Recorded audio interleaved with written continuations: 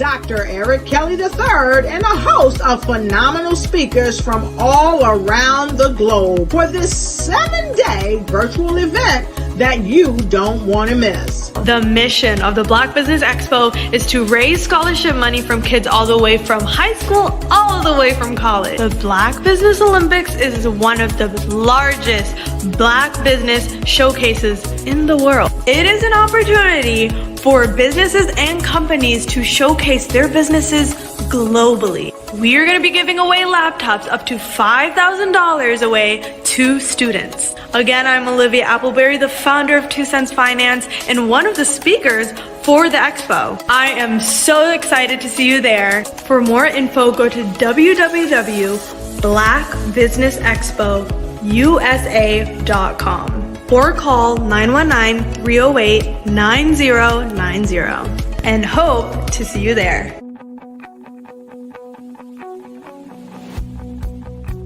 I am Black Business.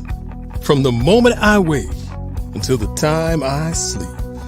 Yes, I am Black Business. I am Black Business. Tell me, are you Black Business? I am Black Business. Do you support Black businesses? Listen, I support Black business because I am Black Business. Black Business Expo, one of the largest business showcases in the history of Black business in the world. The world! Sign up today at www.blackbusinessexpousa.com or call 919-308-9090. I am Black Business. I am Black Business. From the moment I wake until the time I sleep, I am Black Business. I am Black Business. Are you Black Business? I am Black Business. Do you support Black businesses? I support Black business because I am Black business. Black Business Expo, one of the largest business showcases in the history of Black America in North Carolina. Sign up today at www.blackbusinessexpousa.com or call 919-380-9090. I am Black Business. I am Black Business. From the moment I wake until the time I sleep, I am Black Business.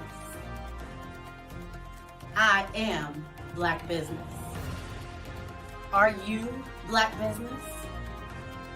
I am Black Business. Do you support Black businesses? I support Black business because I am Black business. Black Business Expo, one of the largest business showcases in the history of Black America in North Carolina. Sign up today at www.blackbusinessexpousa.com or call 919-380-9090. I am Black Business. I am Black Business. From the moment I wake until the time I sleep, I am Black Business. I am Black Business. Are you Black Business? I am Black Business. Do you support Black businesses? I support Black business because I am Black business. Black Business Expo, one of the largest business showcases in the history of Black America in North Carolina. Sign up today at www.blackbusinessexpousa.com or call 919-380-9090. I am Black Business. I am Black Business.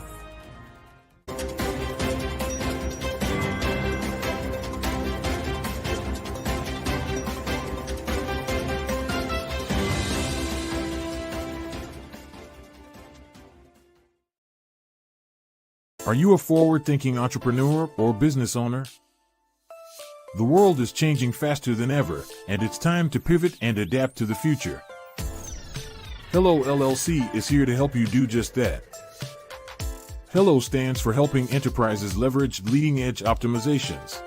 Our innovative solutions can streamline operations, reduce overhead costs, and give you a competitive edge in a market projected to reach $5 trillion by 2030.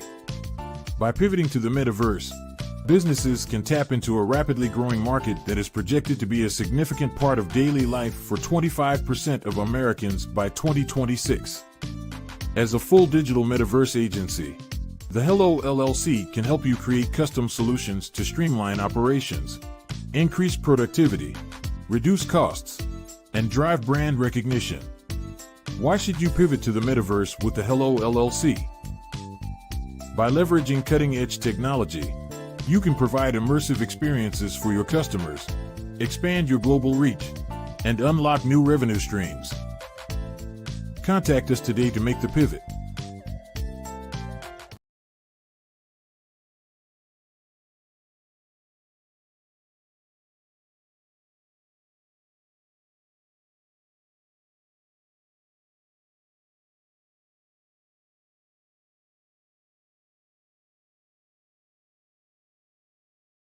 Phenomenal Tanya T. Wise, who is here from the great state of Maryland. Tanya, welcome and thank you for being with us today. Can you indulge our audience a little bit and tell them just a little bit more about who you are and what it is that you do? Well, I love being able to talk to people and have a magnetic attitude, being able to just show them. So I always like to say, level up is Coach at Tanya T. Wise here.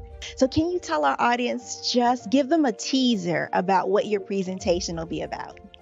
So my philosophy is that we should all be living our dream life. So tomorrow I'm going to talk about how you start living your dream life. What are some of the things that you thought about in your childhood that you just kind of let go and dormant? Wow. And I want to reignite that and just give you some pointers and some tips, some tools, some strategies to be able to start living your best life now. And guess what, Wanda? And leave an inheritance for your legacy. Oh my goodness. Okay, I know that's resonating with a lot of people. I've heard that you have a dynamic coaching program. Can you tell us a little bit more about that? Absolutely. So our coaching program help people that have the lack of time, that lack strategies, and lack the confidence to go after their dream life. So we help them implement tools, we help them implement strategies, as well as give them resources so that they can live their best life now and leave that inheritance. Wow. Oh, I love that. I love the leave the inheritance part. Listen, you are dropping some major nuggets, and I know a lot of what you're saying is resonating with a lot of people, but I think we're all curious. How did you even make this transition into the speaking and coaching arena? What's the story behind this? So I started out in finance, and I realized that a lot of people don't necessarily go after their dream life because of the lack of finances or the education behind finances. But it wasn't until I lost my firstborn, my only son, that life changed for me. And where I was going after it all, living the corporate life, hit my 6-figure income and living in my dream house with my dream man, driving my dream car. I nearly lost it all when I lost my son. And so I realized it only takes one financial catastrophe that can change your entire life. That's what made me start All New Beginnings. Because no matter what's going on in life, there's a new beginning. And because of that, we develop a program called Wise Minded. My little slogan is, don't just dream it, let's live it. If they want to connect with you or work with you, what is the best ways for them to be able to do that? Well, for my social media guru, you can connect with me on every single social media platform as Tanya T. Wise.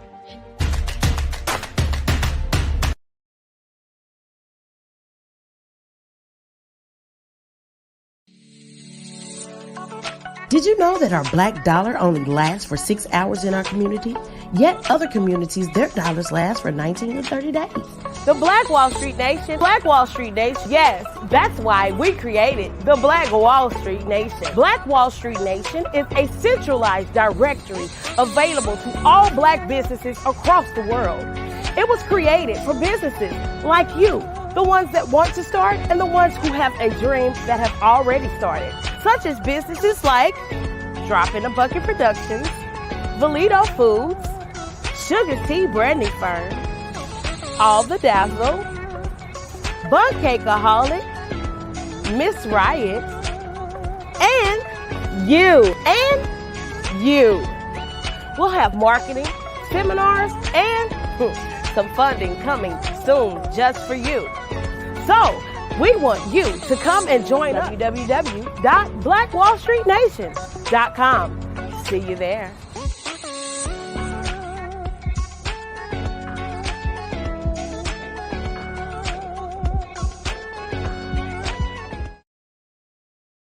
I'd like you to imagine with me, if you will, opening an app where you can collaborate with like-minded individuals from around the world, get inspiration and in-app tools to launch and grow your business, as well as share your knowledge and earn compensation, all in one app. Well, the name of that app is Truso, short for Truly Social. Hi, I'm Matthew Newman, the founder and CEO of Truso. A new concept in social media, Truso is designed from the ground up to be a platform that's both social and empowering for all its users. How exactly do we do that? I'm glad you asked. First, Truso brings the world together via video. Psychologists assert that video provides a significantly more effective connection than audio only.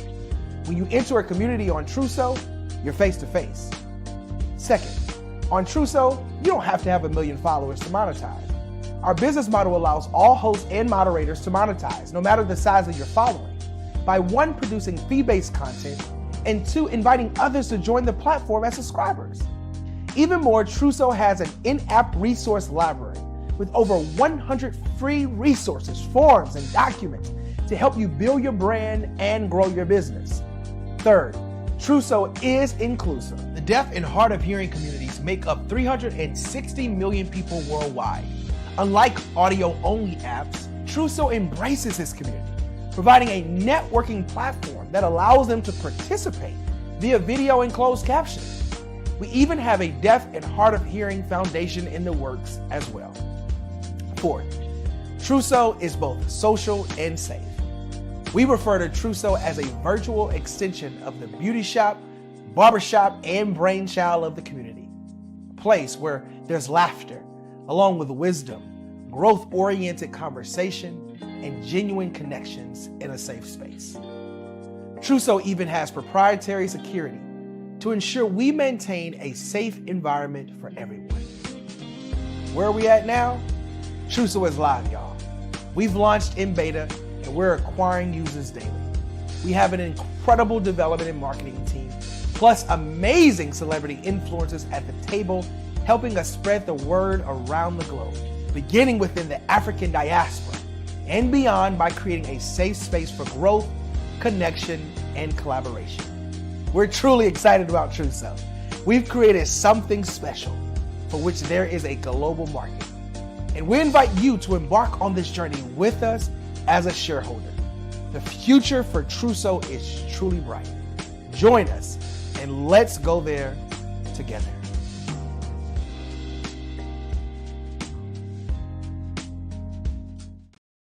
Are you a forward-thinking entrepreneur or business owner? The world is changing faster than ever, and it's time to pivot and adapt to the future. Hello LLC is here to help you do just that. Hello stands for helping enterprises leverage leading-edge optimizations.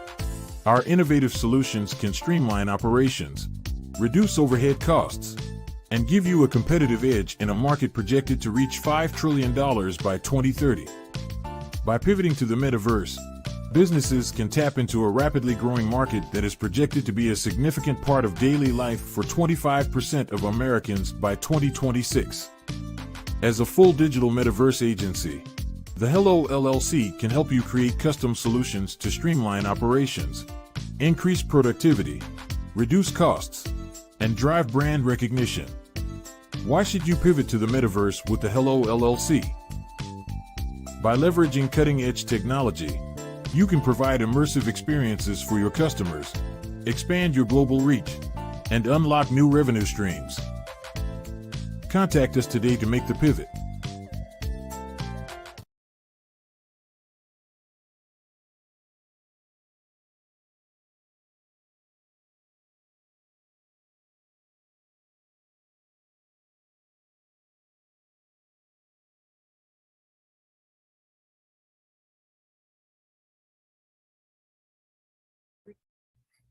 Hey, Ivanka Farabi here.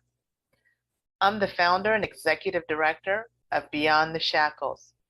We're a nonprofit that instills hope in the incarcerated, disenfranchised, and their families. But we don't stop there, because what we know is that you don't have to spend one day behind physical bars to be in shackles in your heart and your mind. And we help people to rise up. What is my genius? I'm a life elevation coach and strategist. I'm a motivational speaker, and I help people to navigate the difficult terrain of adversity. Do you know that you can build the most beautiful masterpiece from the rubble that might lie at your feet from the most difficult of times? Well, you can. And I help people to walk out their God-given plans and find their genius. Why? Everybody has genius, because genius is common. I'm Kennedy Harris. My genius is being an entrepreneur. I'm the CEO of K-Lock, a company where I develop my very own line of kids supplements. I currently market my multivitamin for kids to help combat weak immunity. During the pandemic, research has shown that having a strong immune system is key to fighting off disease. My vitamins are for kids, but adults can benefit from them as well. I'm adding a proprietary blend to my supplement line. I want to create my own blend so that I have a competitive edge in the marketplace. Staying healthy is important to me so that we live longer and have healthier lives. My website is klockproducts.com. That is Klock. Genius is common.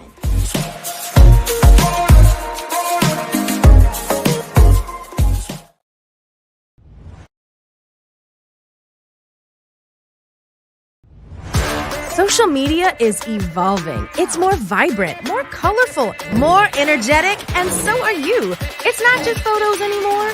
It's video, it's audio, it's subscriptions. And now there's Fanbase, a new monetized social network.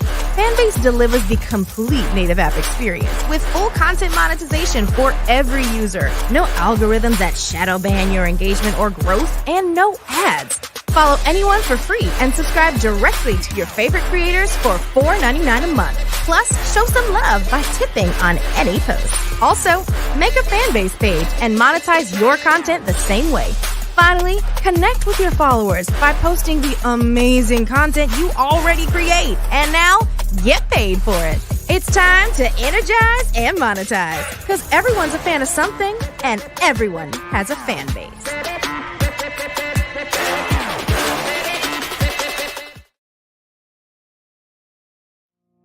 Did you know that approximately 333.34 million businesses exist today, according to a report from 2021? And you may be one of those businesses, or maybe you're not in the business market yet, but you're aspiring to be a business owner.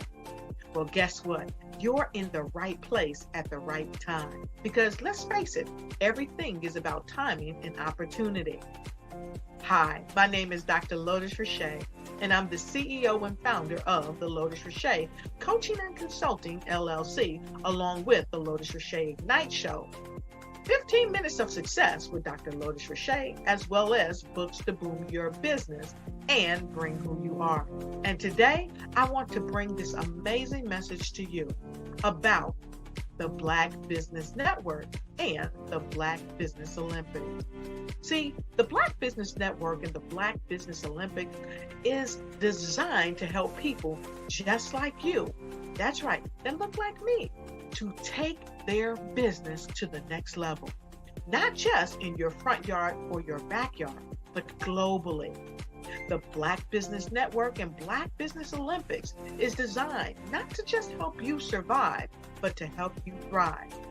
So join us today as we come together with businesses all around the world to support our students, our children, our young teens, our young entrepreneurs. What we do is we come together to help raise funds for students who are aspiring to be business entrepreneurs, who are aspiring and who are thriving in college. We endow them with a wonderful opportunity to gain scholarship of either a laptop or several thousands of dollars. And we invite you to help be a contributor to this amazing opportunity to help someone that looks just like you. So join us today at our website and let us connect with you and help you ignite and take flight in every area of your life on the Black Business Network and the Black Business Olympics. I'll see you on the other side.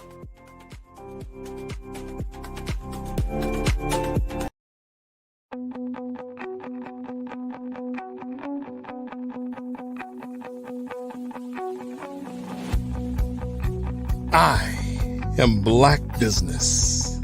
From the moment I wake until the time I sleep. Yes, I am Black Business. I am Black Business. Tell me, are you Black Business? I am Black Business. Do you support Black businesses? Listen, I support Black business because I am Black Business.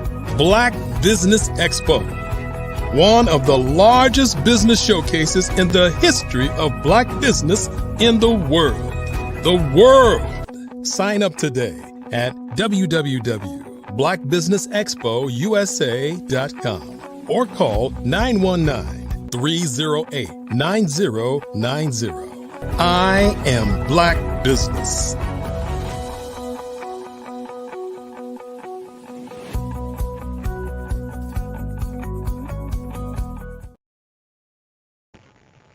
Good afternoon, business owners, entrepreneurs, thought leaders, and corporations. Welcome to the Black Business Network. My name is Helen Hicks, and I'm your business moderator for this afternoon on the Black Business Network.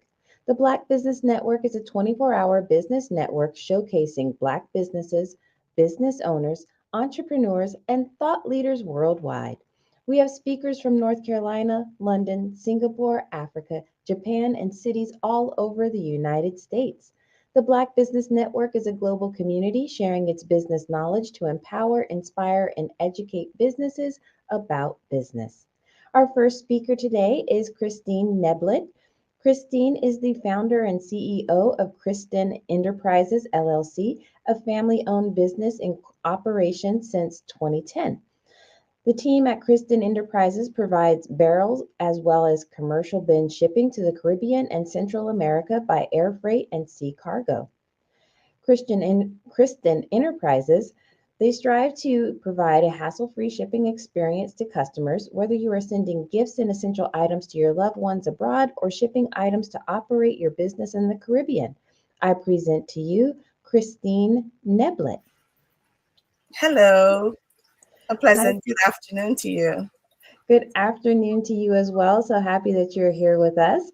Genius is common, and I will see you on the other side. Awesome. Thank you.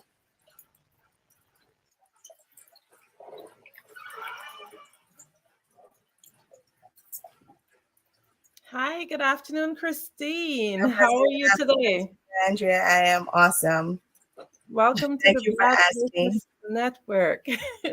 Thank you. I'm just honored to be able to interview you this afternoon. And one of the first things that I want to find out from you, and I know the audience is so excited, what inspires you? What inspires me in general? Yes. Waking up. I just want to be up. I work all day. I put so much into my business, And then I do also put into corporate America. And so I sleep so sound that I look forward to waking up. And that in itself is my inspiration. But outside of that, I love helping people. And regardless of what, I just like to be out there helping people. Hence the reason for my involvement in everything I do in life. Amazing. I love that. What inspired you to become a business owner? In that sense, the story behind it is I was working on Wall Street.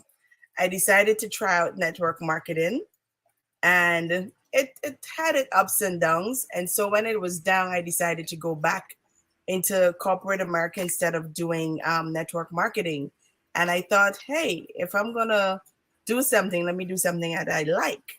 And so I wanted to travel the world, and I decided to work for Delta Airlines. I still do. When I went to work for Delta, the pay was $10.30 an hour. That couldn't do anything. But what it actually did at that time was put an extra little dollar in my pocket because I didn't have a big expense. Hence, I'm married, so my husband takes care of my overall. But I just needed my own working money. And so I was like, but this money's still not enough. I want to do more for myself. And so I decided to do something that I know. So I left Guyana in 2004. And prior to that, I was in the freight industry.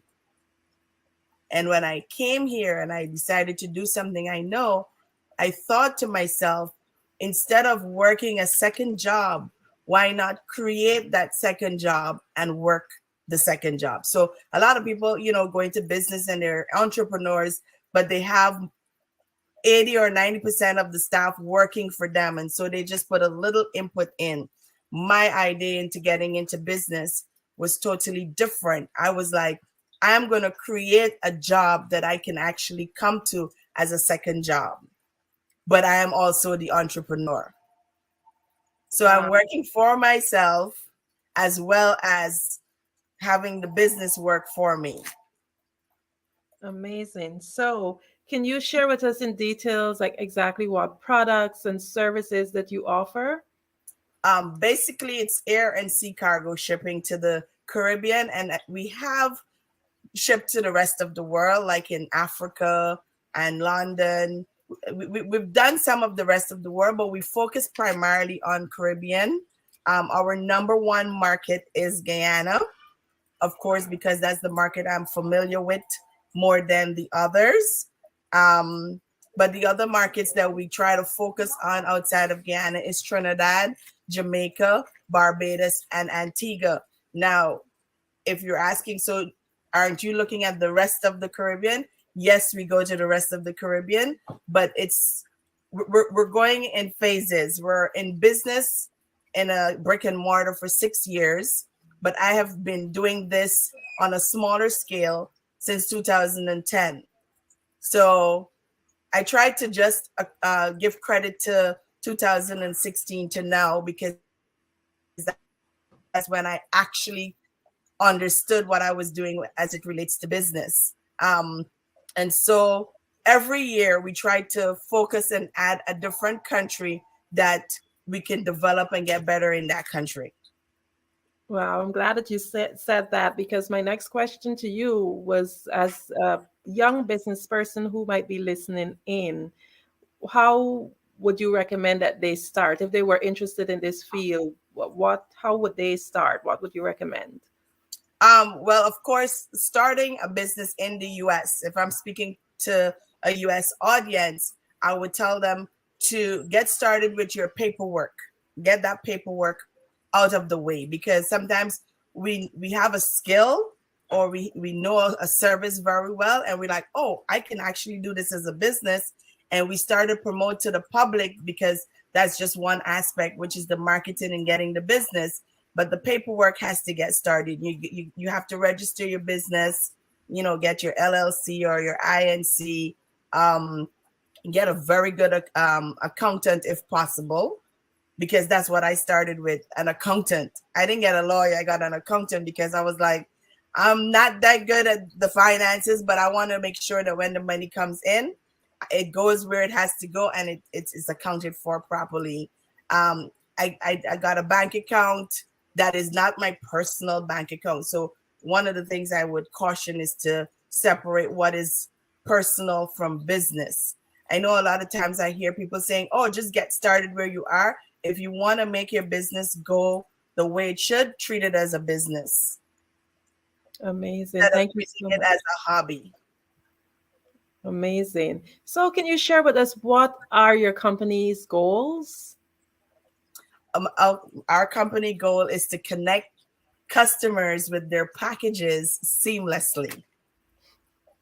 Now, are we doing that? We're getting there, because we are not the only the only connection that goes between the customer and their packages, whether it's a air cargo or sea cargo freight.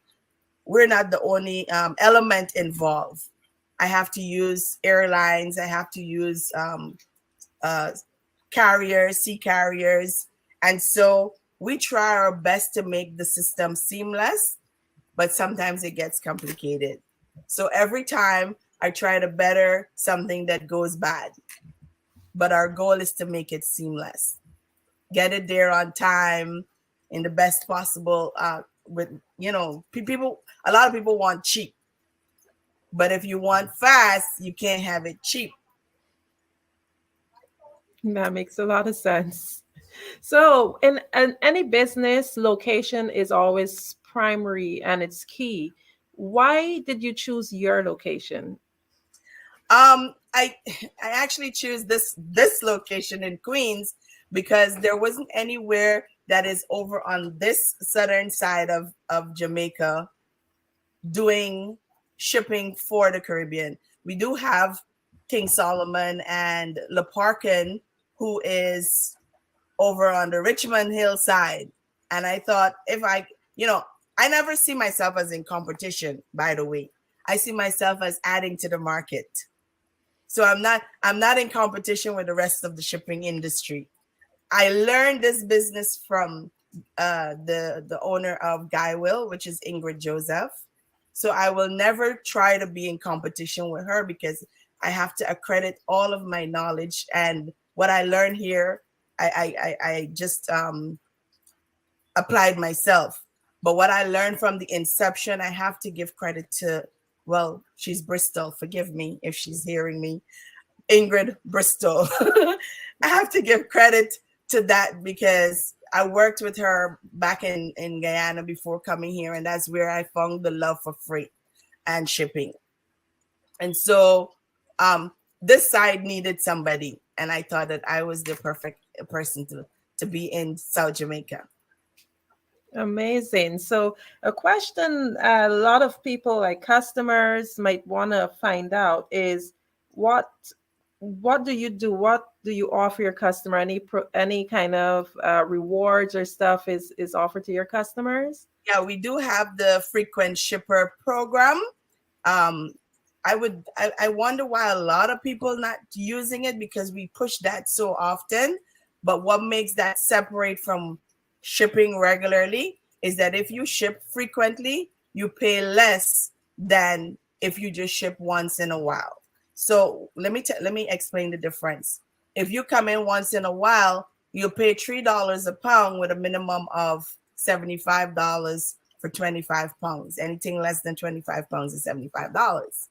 But let's say you're in the Caribbean and you need to buy shoes, a pair of earrings, and a belt. And putting that together, it shouldn't go over 10 pounds. Now, instead of paying $75 on that, you will be paying, for 0 to 10 pounds, you'll be paying $40. So you will save if you ship frequently and we consolidate. It doesn't matter, we consolidate, but we still offer you a cheaper rate than the person who would ship now and whenever again. So that's one of the benefits. Currently, my rates are a little high, and I can attest to that. But what I am doing is trying to give a shorter service time from New York into Guyana, and Trinidad and Jamaica and those places that I've mentioned earlier. Okay, you had mentioned earlier about you're not in competition, you're just here to add to the market. Yes. However, we all know that we need to have that unique thing about our business that brings your customer to your business. What is unique about Chris Dan LLC? Our uniqueness that we strive here to do is to keep the customer informed, because like I said, there are elements that are not helping sometimes, to helping our situation, like delays and cancellations that we are not entirely responsible for. But what we strive to do is to keep the customer informed and aware, and to try and reach them at the point where, okay, if this is not happening, how can we solve it? Amazing. You said that you have a full-time job and you also do this. How much time do you allot to your business each day?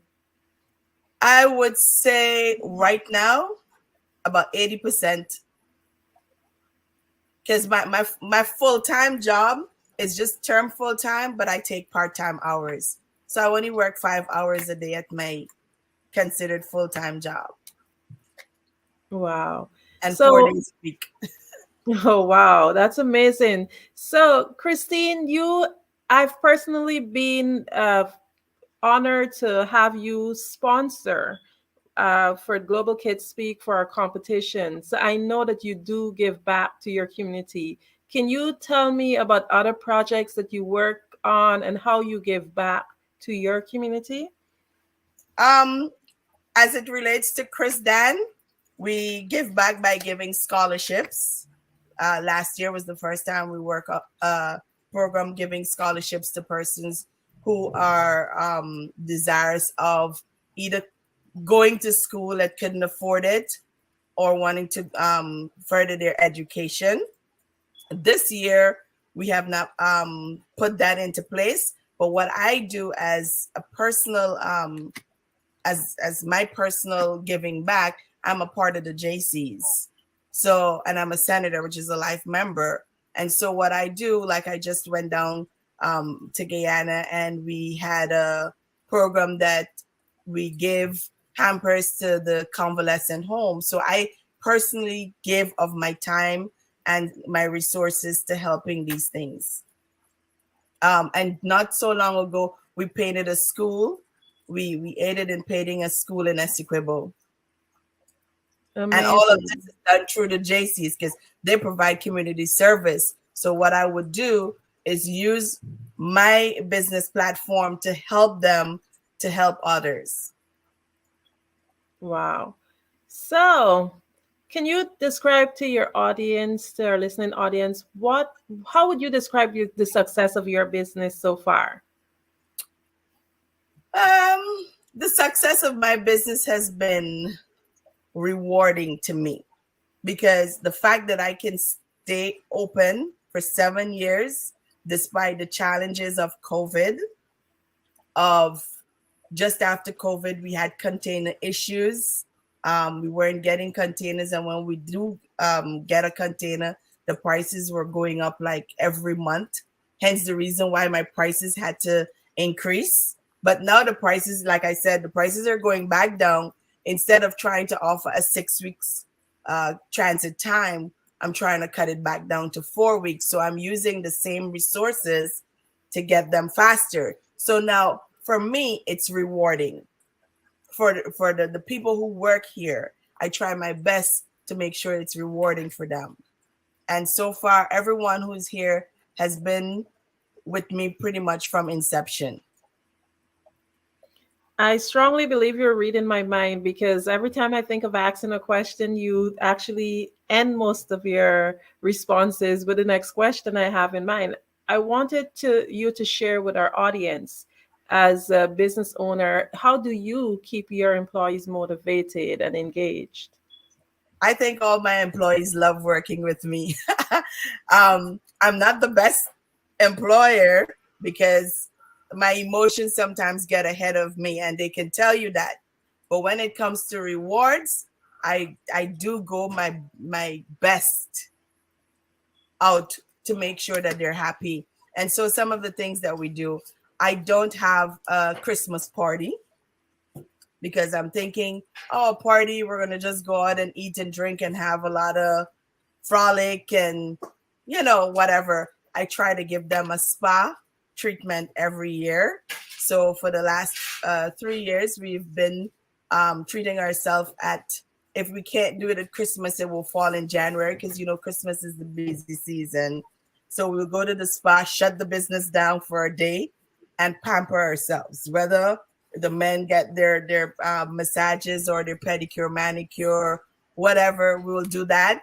Once a year, we will go out for dinner. So they do get the dinner, but there's where we'll go after work, have dinner, laugh, and talk about things. We go bowling. So there's like 2 socials, 1 outing, and 1 pamper day. And that happens the entire year. We do a family fun day, picnic in the park. That's also a day that we have to shut the business down. And like I said, the bowling or an outing, the dinner, and pamper me. So they love these kind of things that I throw in that are not common to the regular workplace or the regular work industry. Wow. So you have me here. I'm sure. I know for me, I'm about to ask you if you do have any vacancies, and I'm sure some of the audience might be reaching out to you. So let's get a little bit more on how do you stay informed about what the latest trends that's in your industry? World Wide Web. So yes, I do a lot of the research. One of the things that I have been lacking on and that I need to do more of is to go more social. I don't think for the local shippers that there are that many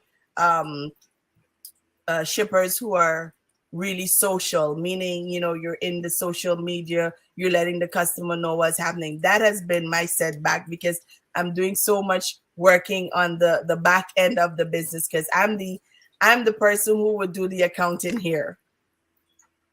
So like I find so much time doing that part kind of lack, but I have to do more social. Yes, yeah. As I said, you keep getting me before I can ask the questions because I was going to ask you what strategies. So, what existing strategies do you have right now to attract new customers and also to retain the ones that you have? Currently, I am still going the old mill way of word of mouth and getting flyers out. We do have our social media platform, Chris Dan Enterprises on Instagram as well as Facebook. And we do have someone who would monitor that for me. But personally, I was talking about me speaking more out to the public socially. That's what I was talking about in the previous question. But yeah, we're still the old time word of mouth and getting, our flyers and our regular information on the social media. Amazing. So, we all have difficult conversations that we have to have at one point or the other. For a business person, maybe a young business person listening in who might be interested in entering the field, could you share with them how you would handle difficult conversations with clients and vendors? I'm still a work in progress. Sometimes I usually have to zip it because I allow my emotions to get in the way. So the first thing I would tell them is think as the customer. Sometimes we think for ourselves and we're like, well, I wouldn't ask that question, or I wouldn't go that way, or I wouldn't do that. But the first thing I usually have to tell myself when I start to get above myself is to think like the customer. So I have to be naive. This is not an industry I know. Let's say we have a customer who is an accountant and is trying to ship something.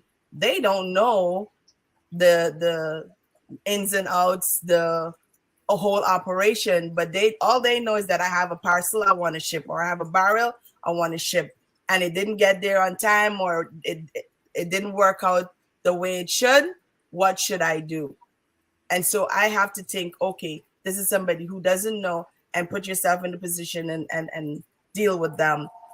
We've had last year some setbacks because of like I told you, container issues that I couldn't control. We had a vessel broke down in Jamaica. A container took 3 months because they had the cricket. They had to ship out the cricket containers first. And 3 months, not just my container, a lot of other shippers, 3 months to get to Guyana. I had to deal with the customer as if I was the person being married. And so I went to the family. I didn't call them on the phone and say, this is what we're going to do. I drove over to their homes.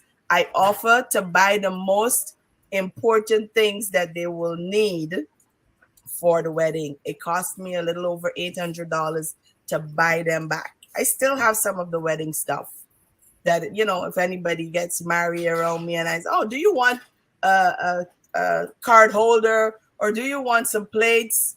So what I did was purchase the things for the wedding, ship it to them by ear, because that was mostly needed, because we kept rolling the dates, but that was not because I can control it. And then they had the wedding. They didn't have everything they actually planned because it was stuck, but they had the most important things. And then when the barrel got there, they were so kind to call me to come and pick up the stuff that I bought that they had.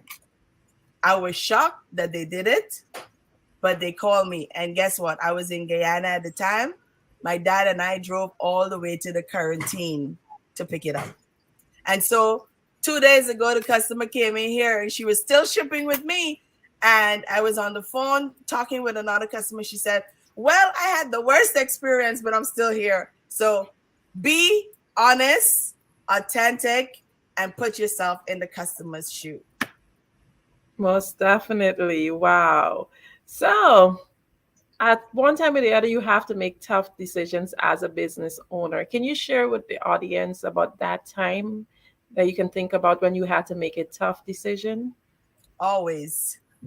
Just recently, we have a customer who ships frequently. Like he would come in here every week if possible. And the last time I had to stop him from shipping is when Custom Border Protection came in here. CBP came in here and they requested his documents. He called me subsequently to ship again. And I said, unfortunately, you are a frequent shipper. You bring business here frequently. But today is the day in which it will have to end. And when I say frequent, I mean, it's not a $75 box that he's running in here with. It's plenty cargo. But what we didn't know all along, maybe, or this can be just a one time, was that he was putting narcotics into food items, tins and stuff like that, resealing them, and was clever at getting it out. This one time it didn't work because the cargo got stuck at the airport. And so after a while, it would start to smell. So customs had to go into the packaging and find out what's happening here. And so issues like that, I have to say, we can no longer ship with you. I'll ship for you. Wow. So we had to end that relationship. And of course, like, you know, you're telling somebody who is shipping with you and bringing income, you have to choose over integrity and the dollar. So that was just one recent incident. Wow. So again, you beat me to it because I wanted to find out, like, what steps do you take as a business owner to ensure that you're in compliance where applicable laws and regulations are needed? I have to, because that is the one key thing that keeps the door open. If I am not ahead of it, then let's back all the way up. I have a federal ID to uphold. So if I am involved in any of the unauthorized or unnecessary activities I personally am putting my federal ID at risk. And there's one thing I will never do, and I will say this publicly, is jeopardize my income. So I first have to uphold that. And then, of course, as an individual, it's something that never interests me. So for people to come and do it under my, because at the end of the day, the license and everything is under Christine Neblett.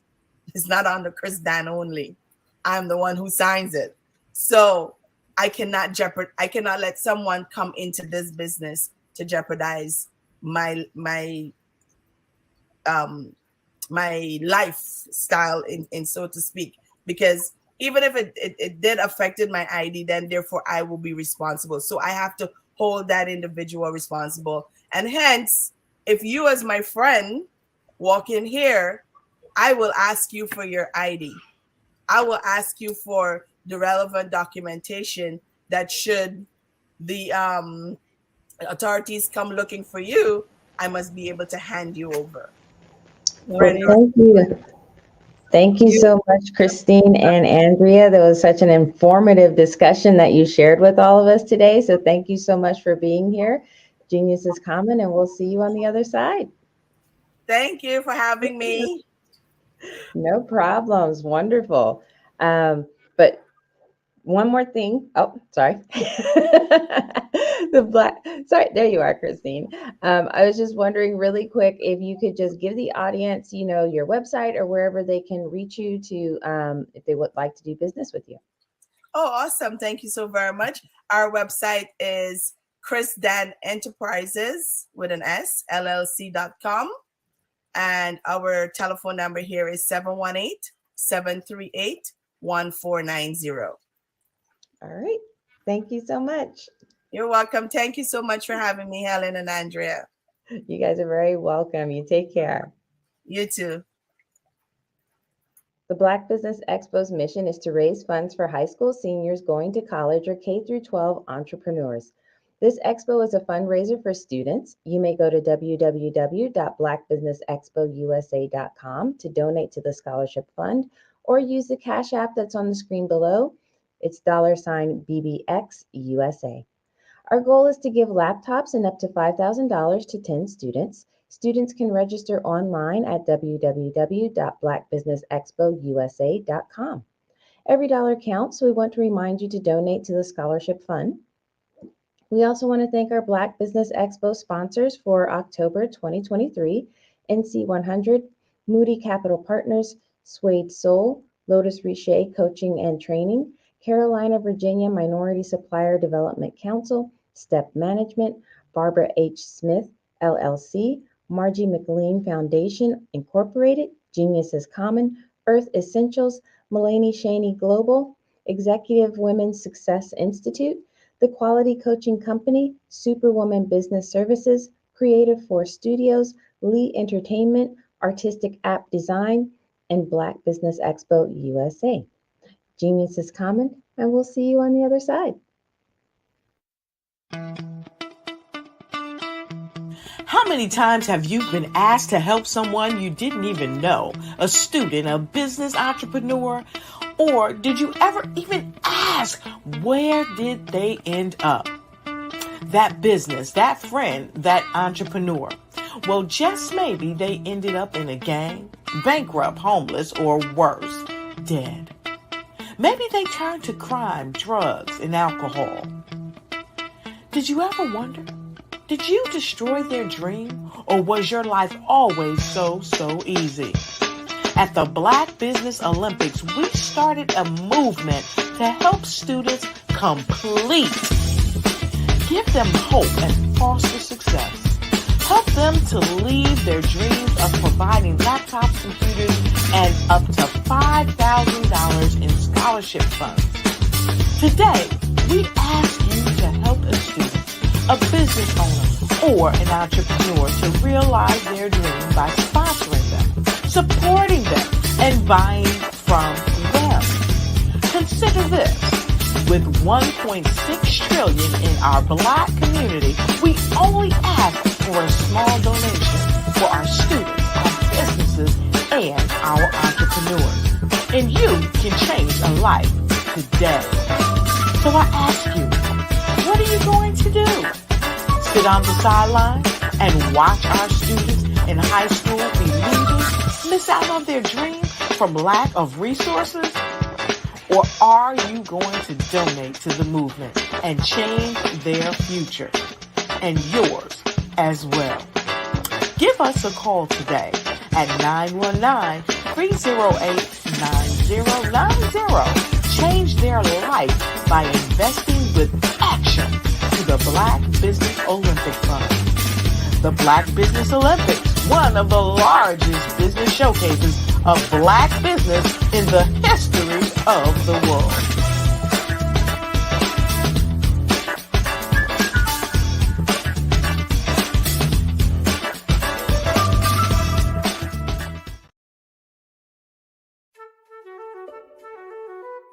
This is Dr. Arnold T. Petsworth. He's the owner of Petsworth Vet World, a veterinary clinic in Hopton, Connecticut. His patients include dog, cat, frog, fish, Goldie, dog, and this alpaca. Due to doctor-patient confidentiality, we can't tell you their names. Business at Vet World was steady, and then quarantine hit. Neighbors brought new four-legged friends into their homes. Bunnies. Bunnies everywhere. Dr. Petsworth welcomed these new patients with open arms. The only problem? There were more appointments than he could manage. That's when Dr. Petsworth turned to his American Express business card, which offers spending potential that's built for his changing business needs. He decided to hire a new assistant, Julio, and with spending power built for business purchases, he used his card to furnish a new exam room. Together, Dr. Petsworth, Julio, and American Express Business made sure all the pets of Hopton got the love and care they deserve. And everyone was happy. Get the card built for business by American Express.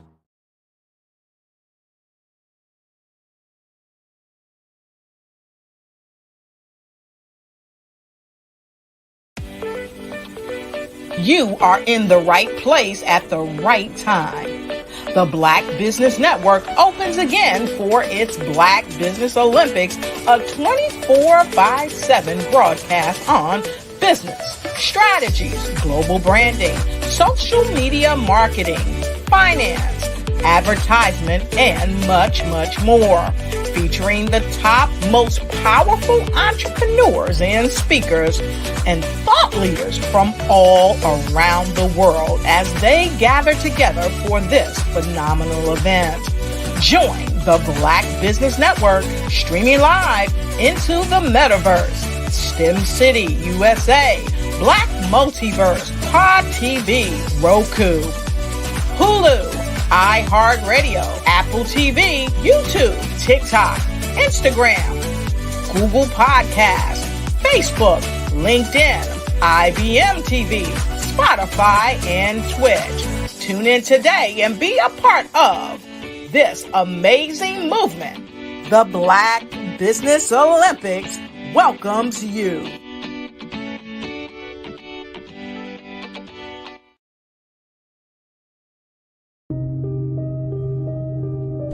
The Black Business Expo is changing my life. This year, they are giving away laptops and even $5,000 in cash to students just like me. I'm Alexis, and I want to go to college to fulfill my dream of becoming an entrepreneur. Help the Black Business Expo going to www.blackbusinessexpousa.com and also becoming a vendor, a sponsor, or donating.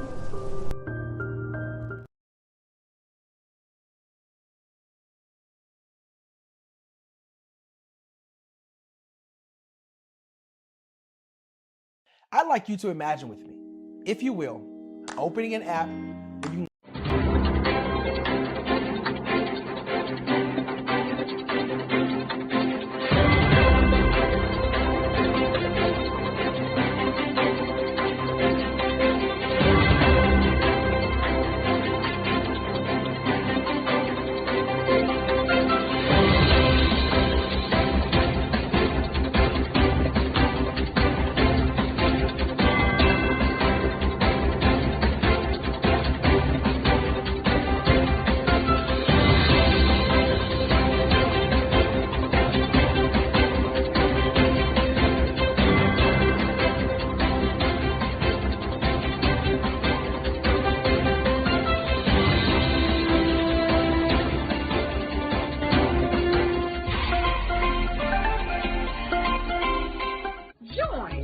Dr. Eric Kelly III and a host of phenomenal speakers from all around the globe for this 7-day virtual event that you don't want to miss. The mission of the Black Business Expo is to raise scholarship money from kids all the way from high school all the way from college. The Black Business Olympics is one of the largest Black business showcases in the world. It is an opportunity for businesses and companies to showcase their businesses globally. We are going to be giving away laptops up to $5,000 away to students. Again, I'm Olivia Appleberry, the founder of 2 Cents Finance and one of the speakers for the expo. I am so excited to see you there. For more info, go to www.blackbusinessexpousa.com or call 919-308-9090 and hope to see you there. I am Black Business.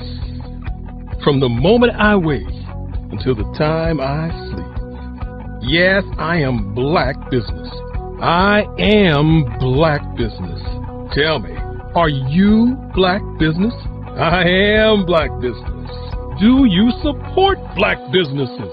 Listen, I support Black business because I am Black Business. Black Business Expo, one of the largest business showcases in the history of Black business in the world. The world!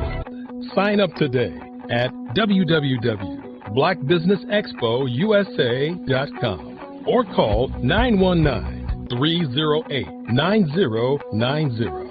I am Black Business. I am Black Business. From the moment I wake until the time I sleep, I am Black Business. I am Black Business. Are you Black Business? I am Black Business. Do you support Black businesses? I support Black business because I am Black Business. Black Business Expo, one of the largest business showcases in the history of Black America in North Carolina. Join Dr. Eric Kelly III and a host of phenomenal speakers from all around the globe for this 7-day virtual event that you don't want to miss. The mission of the Black Business Expo is to raise scholarship money from kids all the way from high school all the way from college. The Black Business Olympics is one of the largest Black business showcases in the world. It is an opportunity for businesses and companies to showcase their businesses globally. We are going to be giving away laptops up to $5,000 away to students. Again, I'm Olivia Appleberry, the founder of 2 Cents Finance and one of the speakers for the expo. I am so excited to see you there. For more info, go to www.blackbusinessexpousa.com or call 919-308-9090 and hope to see you there. I am Black Business. From the moment I wake until the time I sleep. Yes, I am Black Business. I am Black Business. Tell me, are you Black Business? I am Black Business. Do you support Black businesses? Listen, I support Black business because I am Black Business. Black Business Expo, one of the largest business showcases in the history of Black business in the world.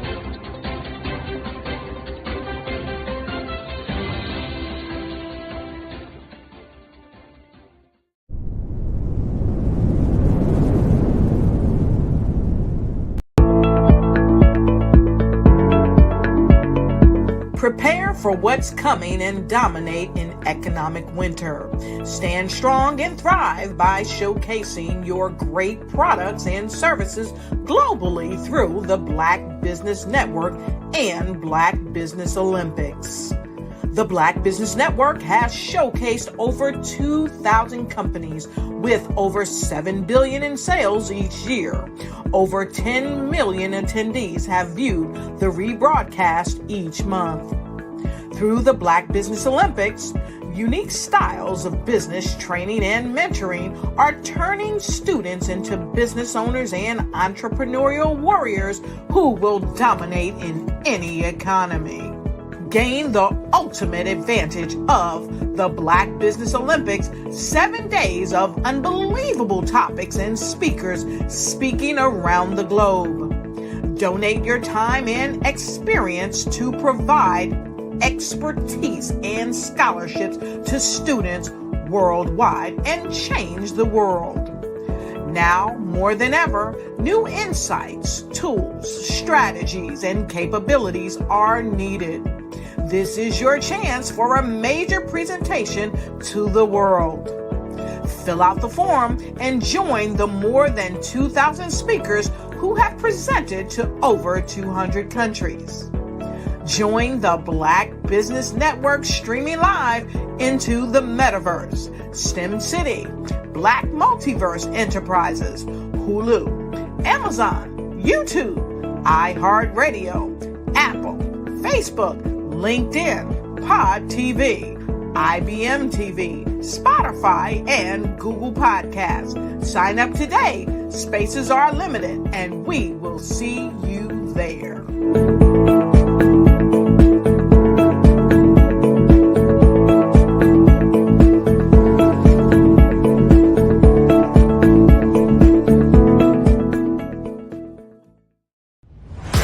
Social media is evolving. It's more vibrant, more colorful, more energetic, and so are you. It's not just photos anymore. It's video, it's audio, it's subscriptions. And now there's Fanbase, a new monetized social network. Fanbase delivers the complete native app experience with full content monetization for every user. No algorithms that shadow ban your engagement or growth, and no ads. Follow anyone for free and subscribe directly to your favorite creators for $4.99 a month. Plus, show some love by tipping on any post. Also, make a Fanbase page and monetize your content the same way. Finally, connect with your followers by posting the amazing content you already create. And now, get paid for it. It's time to energize and monetize. Because everyone's a fan of something, and everyone has a fan base.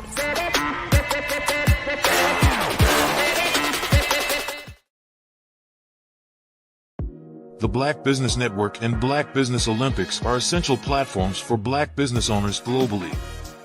They provide the tools and support you need to succeed in today's competitive marketplace. Join us today as we collaborate together with businesses from around the world to support our children, students, and young future entrepreneurs, Black businesses, and corporations.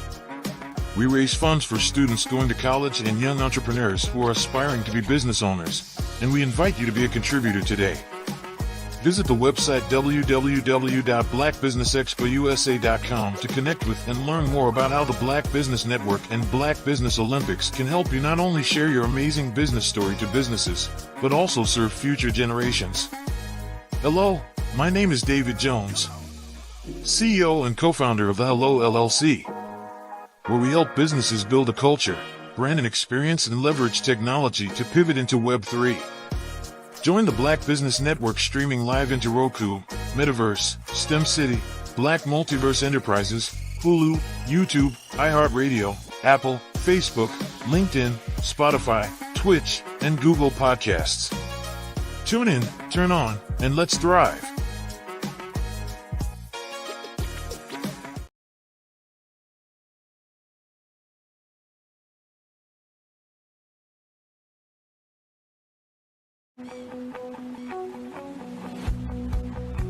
I am Black Business.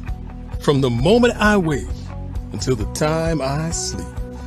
Yes, I am Black Business. I am Black Business. Tell me, are you Black Business? I am Black Business. Do you support Black businesses? Listen, I support Black business because I am Black Business. Black Business Expo one of the largest business showcases in the history of Black business in the world. The world! Sign up today at www.blackbusinessexpousa.com or call 919-308-9090. I am Black Business.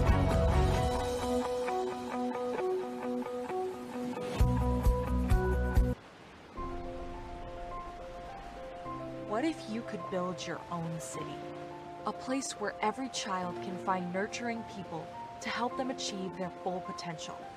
A place where every adult can access job training support, where health education is abundant, where social justice ruled the land. A place without limitations. Welcome. You have arrived at STEM City USA.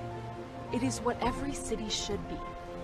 A safe and trusted community where you find people and resources to help you become everything you are and beyond. STEM City is unlike anything you have ever experienced. It is a digital twin of the world around you, only better. STEM City is about energy and soul renewal. It is more than a digital world. You can almost feel the power of live cultural events, music, and theater. STEM City promises a better future for children with caring mentors and hands-on activities with dedicated tutors to support our youth. STEM City is your passport to a healthy lifestyle with weekly events addressing our community's many issues. STEM City is your financial well-being with helpful information on wealth management, career advancement, job training, and so much more. STEM City is the community you deserve. It is the city where your dreams can come true. STEM City USA, a place in the sky that is accessible to all who reach for the stars.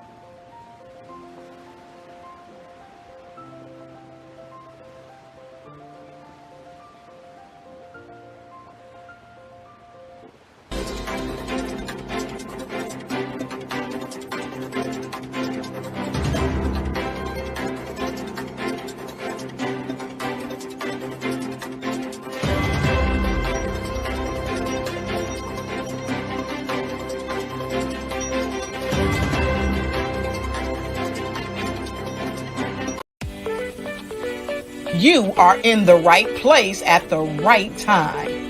The Black Business Network opens again for its Black Business Olympics, a 24/7 broadcast on business, strategies, global branding, social media marketing, finance, advertisement, and much, much more.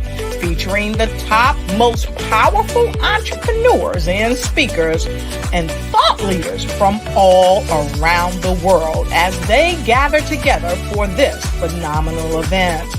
Join the Black Business Network streaming live into the metaverse, STEM City USA, Black Multiverse, Pod TV, Roku, Hulu, iHeartRadio, Apple TV, YouTube, TikTok, Instagram, Google Podcasts, Facebook, LinkedIn, IBM TV, Spotify, and Twitch. Tune in today and be a part of this amazing movement. The Black Business Olympics welcomes you. Did you know that approximately 333.34 million businesses exist today, according to a report from 2021? And you may be one of those businesses, or maybe you're not in the business market yet, but you're aspiring to be a business owner. Well, guess what? You're in the right place at the right time. Because let's face it, everything is about timing and opportunity. Hi, my name is Dr. Lotus Richey, and I'm the CEO and founder of the Lotus Richey Coaching and Consulting LLC, along with the Lotus Richey Ignite Show. 15 minutes of success with Dr. Lotus Richey, as well as books to boom your business and bring who you are. And today, I want to bring this amazing message to you about the Black Business Network and the Black Business Olympics. See, the Black Business Network and the Black Business Olympics is designed to help people just like you, that's right, that look like me, to take their business to the next level. Not just in your front yard or your backyard, but globally. The Black Business Network and Black Business Olympics is designed not to just help you survive, but to help you thrive. So join us today as we come together with businesses all around the world to support our students, our children, our young teens, our young entrepreneurs. What we do is we come together to help raise funds for students who are aspiring to be business entrepreneurs, who are aspiring and who are thriving in college. We endow them with a wonderful opportunity to gain scholarship of either a laptop or several thousands of dollars. And we invite you to help be a contributor to this amazing opportunity to help someone that looks just like you. So join us today at our website and let us connect with you and help you ignite and take flight in every area of your life on the Black Business Network and the Black Business Olympics. I'll see you on the other side.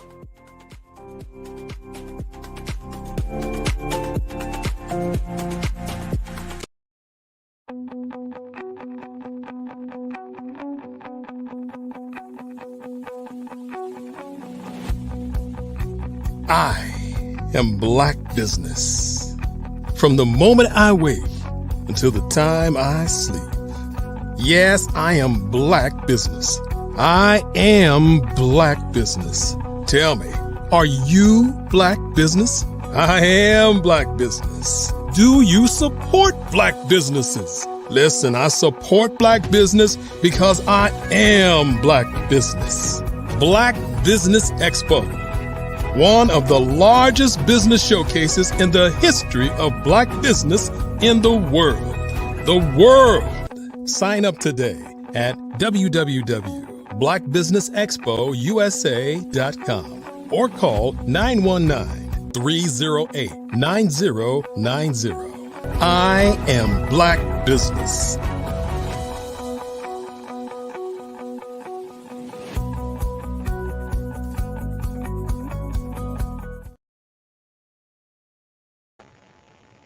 Good afternoon, business owners, entrepreneurs, thought leaders, and corporations. Welcome to the Black Business Network. My name is Helen Hicks. I am your business moderator for this afternoon on the Black Business Network. The Black Business Network is a 24-hour business network showcasing Black businesses, business owners, entrepreneurs, and thought leaders worldwide. We have speakers from North Carolina, London, Singapore, Africa, Japan, and cities all over the United States. The Black Business Network is a global community sharing its business knowledge to empower, inspire, and educate businesses about business. Our next speaker is Teresa Chambers. Teresa Chambers, MS, is a brand marketer, a content strategist, an inventor, a writer, and an editor who has dedicated herself to helping authors, entrepreneurs, and artists define, discover, and connect with their target markets. As the founder and CEO of 10th Muse Enterprises, LLC, she provides space and platforms to empower Black and Brown creative entrepreneurs and artists from historically marginalized groups everywhere to increase economic and community stability through their talent. Teresa has used her expertise as a writer, editor, marketer, and project manager to create and launch programs and products in corporate, academic, and community arenas from New York City to South Florida to Silicon Valley and the world for more than 25 years. I present to you Teresa Chambers.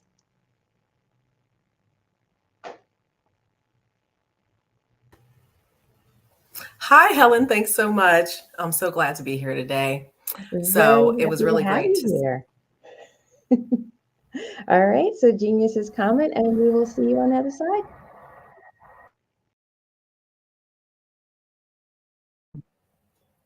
So it was really great to watch the lead in to the Black Business Network today, where we talk about the fact that I am a Black business.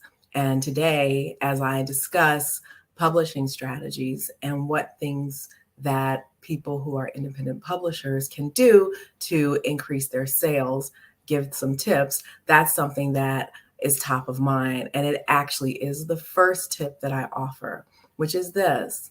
If you are an author and you are an independent publisher, you are a business. And it's important to act as if you have a business.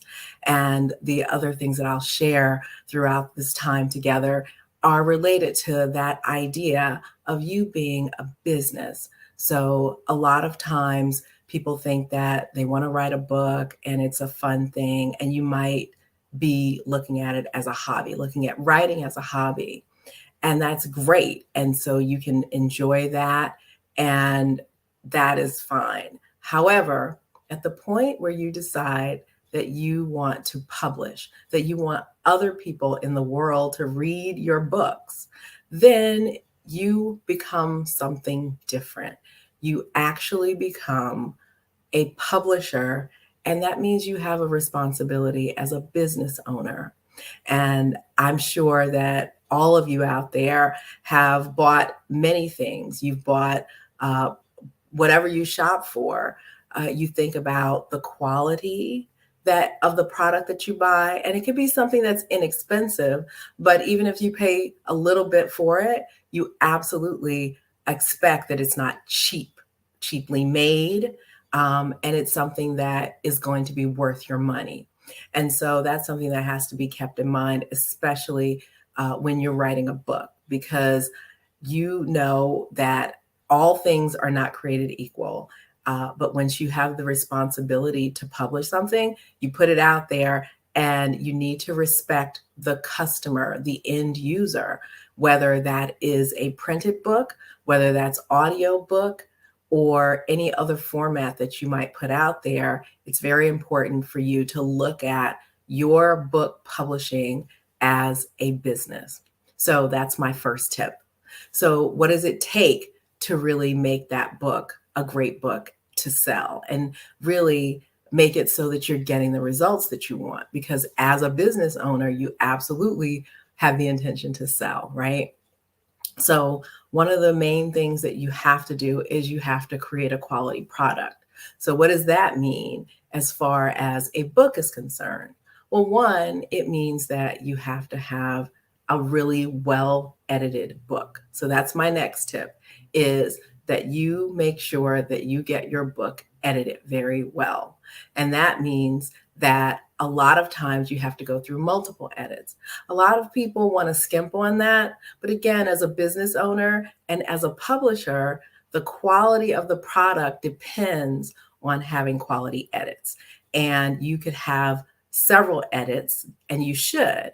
So you definitely want to have a developmental editor. So what does that mean? You want somebody who is going to look at your whole book in its entirety and give you feedback on the organization, whether the story flows, whether the ideas that you're trying to convey make sense, whether it all fits together.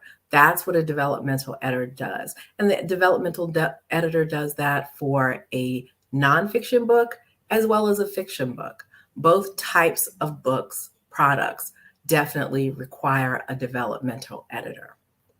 Now, there's been a lot of conversation about AI and what's possible there. Some people have even gone to the lengths already of writing books using AI. I don't recommend that, and most people will not respect that, and they don't consider that really to be a legitimate piece of original content. But what you can use AI for is to go through the proofreading process. So once you have your book in a place where you feel like it's complete and ready to be edited, just before you hand it off to an editor, put it in that AI tool and let it point out those grammatical errors, those spelling errors, those kinds of line edits that can make a difference in being able to deliver a quality product to your editor so that your editor doesn't get distracted by the grammar, the misspellings, and can really focus on the story overall. So that's my tip number 3, is use AI for doing that line editing component, but get your other editors in there too. The developmental editor is your first one. And then you do your copy editor, which is really the person who is responsible for making sure that the story flows from a spelling, grammatical, language perspective. So those are 2 critical editors that you have to have. And that leads me to number 3, which is that you probably, you have to make sure that you have a plan. And what you want with your plan, in this case, I'm referring to, is the budget. So you need to have a budget to produce a book. A lot of people want to skimp on the book. They figure, oh, I have my computer, I've typed this up, I just need to get it out there. And so I'm just going to get an ISBN number and package it up and throw it up on Amazon. And the fact is that if you do that, then there are a lot of things that could go wrong with that. And that really is probably the biggest reason that you're not getting the results of a book that you've already created. A big issue is that you haven't invested, you haven't planned for an investment in your book product. And what does that mean? In addition to paying for the editors, there's also paying for marketing. And a lot of people think that marketing is an option and it's not something that you have to do. But let's really understand what marketing is. I think I have a big issue these days with that particular thing because that's my area of specialty. It is focused on the marketing. But everybody thinks that they can market now because of social media. Well, social media is not just marketing. That's not what marketing is. It is a tactic. It is a tool to reach your market. But marketing strategy and having a marketing plan is really about identifying who your target market is and where to find them. So a lot of times authors will put their books out and they will think that they'll post it on Facebook and they will wonder why nobody's reading their book or buying their book. But if that's not where their target market is, then they're not going to buy it. So it was actually easier when there were bookstores that were the primary destination where people would buy their books. And of course, we still have bookstores, but that was a broad market. But then even when you walked into the bookstore, there were sections, and there are sections in a bookstore that focus on different topics. And so there are only certain books in those certain areas. And so if I'm going to look for a children's book, I'm not going into the psychology section of the nonfiction books, right? So, and the people who are going to the children's books are not going to be the same people necessarily who are going to look for those psychology books, unless you have parents who are in psychology, right? So you go into those different sections, but you're serving different needs. So it's really important to understand that marketing is a cost, but it also is the way that you get a return on your investment by having that marketing plan. But you have to put that in the budget. And if you're not having someone in-house to do it, you have to plan for paying someone to actually execute on that. So it's really critical to have a budget. And you really do have to have an overall plan for your book. And that's my next tip, is having that plan. Because if you don't have a plan, then you don't even have an idea of what success is going to look like. Often I talk to an author who's about to publish, and that's one of my first questions is, what is your big plan for this book? Because based on what your plan is, there is a strategy and an approach, and there's different markets for those books. So it's really important to have a plan. And that could mean anything from, I plan to sell a lot of books, and there's a strategy that supports that. It could be, I want to become a speaker because I'm a subject matter expert. And that is also an option. And it requires a different strategy than someone who's truly just driving sales. It could be, I want businesses to buy my books and I want them to also buy programs. Well, that's a different strategy as well. So you can see how, based on what your goals are, you might have a different plan. And so it's really important to understand what your plan is, know what your big goals are. And short-term and long-term goals and a plan are important. So, the books have a long tail, as we say in the industry. So you're not talking about just putting something out there today and then you're going to do this magical book release. It's going to have all these sales and then you're going to go back about your business. If you look at this as a business, then you know that there's a long-term goal and plan. And then for each book, you have to think that the book comes out and there are new readers for your book that come about every year. And so you have to think, so this is my first year in my book sales and marketing. So let me think about what's going to happen in year 2 and year 3. And that means that you may actually have to think about growing your sales. It might be looking at different markets. It might be looking at building your author brand, which leads me to my next tip. And that is, you need to create an author brand. But what does that really mean? That means that you want to be known for something. And that doesn't necessarily mean that you are known because of your face and you are a subject matter expert, which you may be. You may just be known because of your name and the types of books that you write. A lot of times in the fiction genre, especially, there are a lot of writers that we know, but we don't know what they look like. We wouldn't recognize them if they walked up to us, but we know those names and we know, and we have an expectation of what kinds of stories we're going to get from them. So your brand building can be around your type of stories that you write, your genre. It could be based on your particular style of writing, or it could be based on who you are and building that personal brand. So that's up to you, but there are definitions and there's a way for you to control how you present yourself as an author to the world. And that's really important to decide that and land on what exactly it is that you think is important to present and define as your author brand. So the next tip I have is really, really critical. It is, and it goes back to the writing of the book and the product. And that is that quality matters in the writing and the design and the formatting of your book.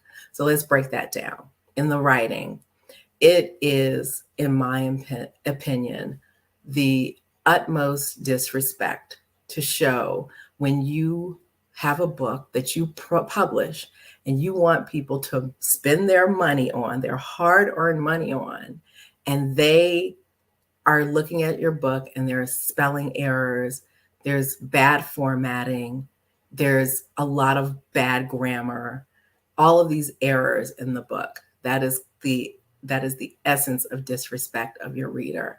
And so you have to think about that. The quality of the writing matters.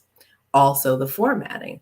There are standard book formats, and it's important to follow those because that is what the reader expects. The reader expects the book to flow in a certain way, to be structured, to be the pages to be numbered, all of these things, and for things to go in order. And if there's indexing, then there's expectation that there's an index. There's an expectation of a table of contents. So these components of what makes a book are the things that all people who read expect. And so it's important to really understand and honor that. And then finally, with regard to the design, the cover design is really, really important as well. And a lot of people tend to skimp on that, especially independent publishers, I'm going to say, because you want to get your book out there and you may want to go to a very inexpensive website and just get somebody to put something together for you that kind of represents what you want, or you want to do it yourself. It's really, really critical to have a great cover design and spend the money to do that as well, because the first thing that people see is the book cover. The book cover really does sell the book, and that's whether it's a physically printed book or a book that you get online. The cover matters. It markets your book. It is one of the key marketing tools for your book. So it's worth spending a little bit of time and a little bit of money, more than a little bit of money actually, getting that book done. So I highly recommend that you take into consideration the quality of the product, again, that you're selling. And that means having great writing, having a great design, and having a well-formatted book. Another thing that's really important that really makes a difference in the amount of sales that a book publisher can have for a newly published book, and that is the window right before the book actually comes out and is published. So there's a really small window for pre-launching your book to get your book the visibility early on. And when you do that prep work, that really makes a difference in getting those early sales. So things like having your beta readers provide you with reviews on your website and giving them direction on how they can share and spread the word about this great book that they've read. That's really important. So I highly recommend that you look at beta readers as a way to get that pre-review, pre-advance reputation for your book that gets the buzz going and helps people really start to buy your book. Another thing you can do in advance that's really important is to look for opportunities to get your book into awards. So a lot of times the awards organizations will open up their selections only to books that have been published in the current or the previous publishing year. So it's really important for you to keep that in mind and look for those opportunities for the category, depending on what kind of book you're publishing. Make sure that you have a calendar so that you know when's a good time to publish my book and where are those opportunities for me to submit my awards, submit my book for awards so that I can get exposure that way. Another critical thing to do is to get reviews. And yes, you will have to pay for some, like the Kirkus review, it's worth it. And also the Publishers Weekly, which also for independent publishers is Book Life. So the Book Life prize, there's one category for fiction, there's one category for nonfiction. And they also you can submit for the prize, but you can also submit to have your books reviewed. And that's really helpful.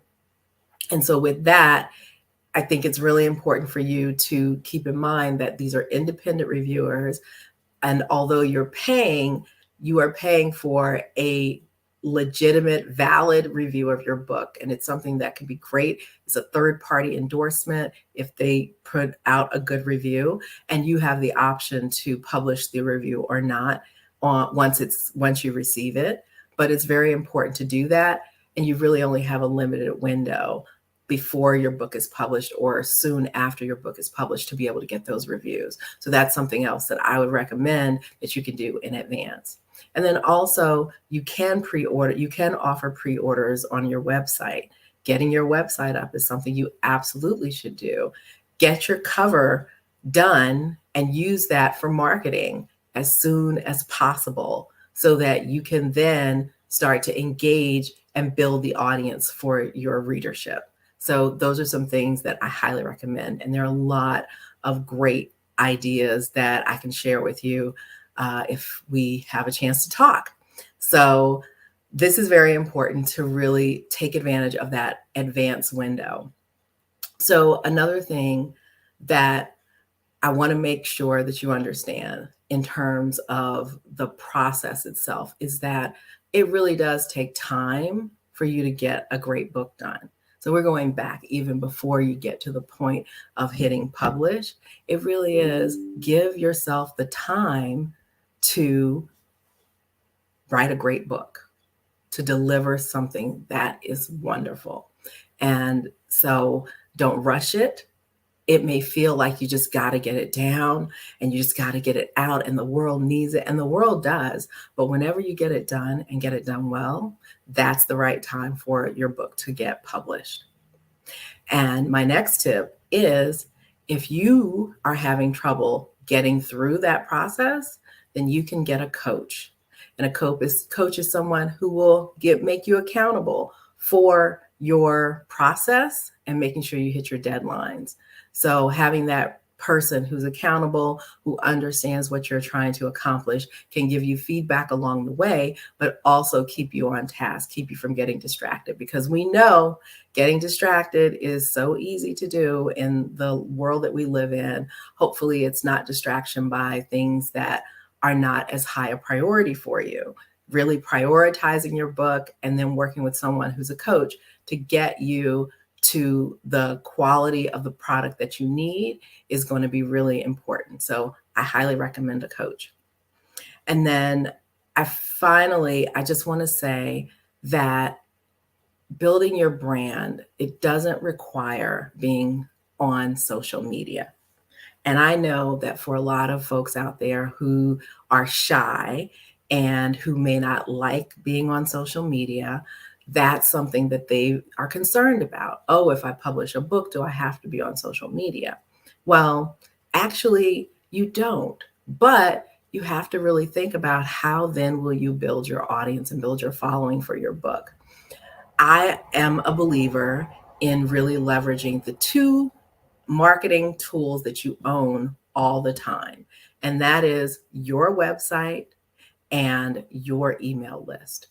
And so it's important for you to think about how you can get people to your website and how you can get a robust email list that will allow you to market and publish once you publish your book.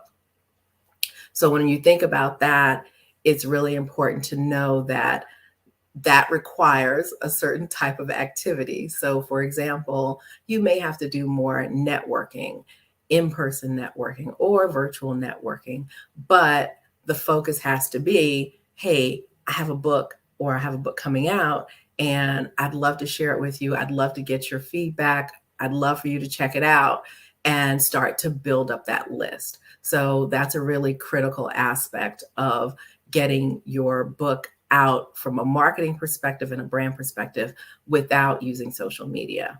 Of course, social media is useful, but when you do that, this goes back to my earlier point. At the end of the day, you have to know where your audience is, right?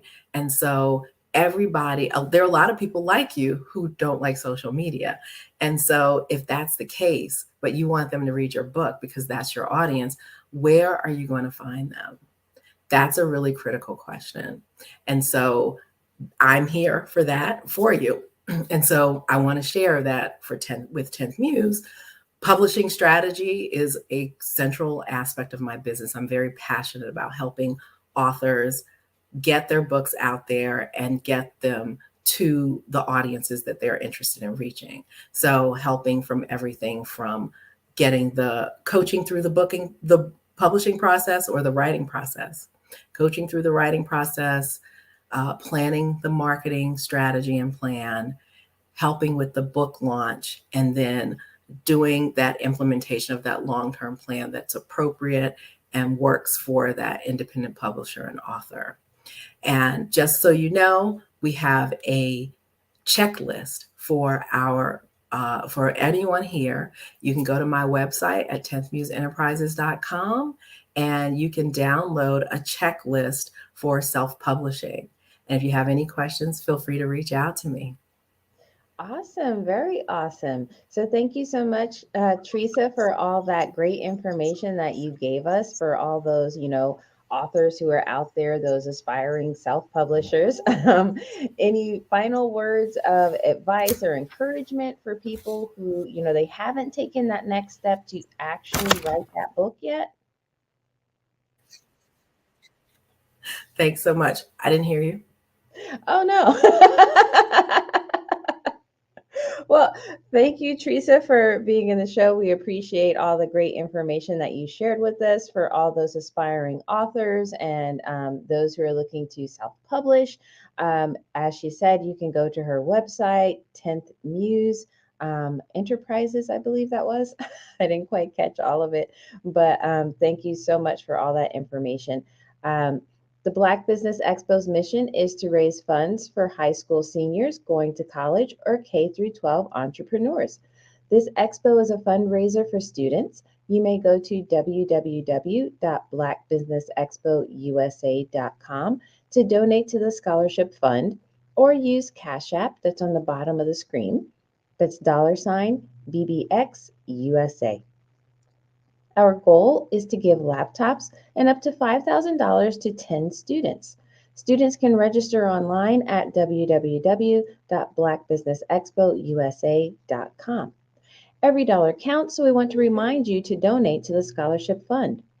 We also want to thank our Black Business Expo USA sponsors for October 2023, NC100, Moody Capital Partners, Suede Soul, Lotus Riche Coaching and Training, Carolina, Virginia Minority Supplier Council Development Council, Step Management, Barbara H. Smith, LLC, Margie McLean Foundation, Incorporated, Genius is Common, Earth Essentials, Mulaney Shaney Global, Executive Women's Success Institute, The Quality Coaching Company, Superwoman Business Services, Creative Force Studios, Lee Entertainment, Artistic App Design, and Black Business Expo USA. Genius is Common, and I'll see you on the other side.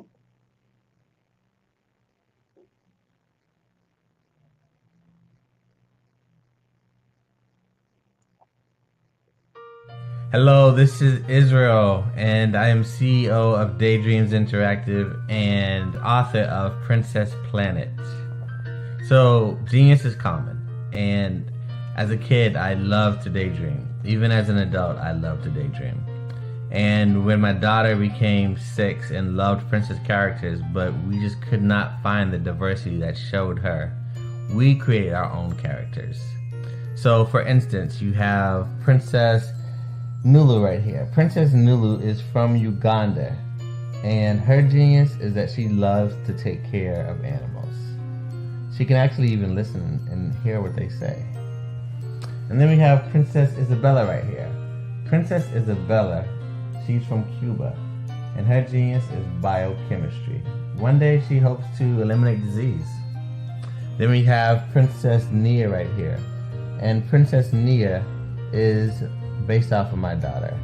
And she is what she wants to be, the greatest dancer alive. So that's her genius. So what's your genius? My genius is my imagination. Genius is common. Artist to me is a creative expression of something from nothing. You know, it explodes onto the canvas, or it explodes on in my work. One of the things that I try to do more than anything is I try to just give the lines and the movements and emotions and expressions into what I do. Art really means to me a chance to express how I feel deep down inside. Most of my art begins as a thought that I might have, whether it's sports, whether it's history, whether it's a woman or a man. It pretty much starts as an idea of thought before I get into the actual image of what I'm going to draw. I do a lot of historical pieces. I was a history minor in college, and I love to do history pieces. And a lot of times I'm thinking about history, and then I try to make that history impact you as you look at it. That's one of the reasons I do pictures so large. People ask me, why do I do pictures so big? And I tell them, I want the piece to impact them as they're looking at it, to kind of dominate them, to dominate their space. And most of my pieces I try to do off page. I don't try to do anything that's going to be in those four corners or in a square. And I want your imagination to be a part of the piece that you're looking at.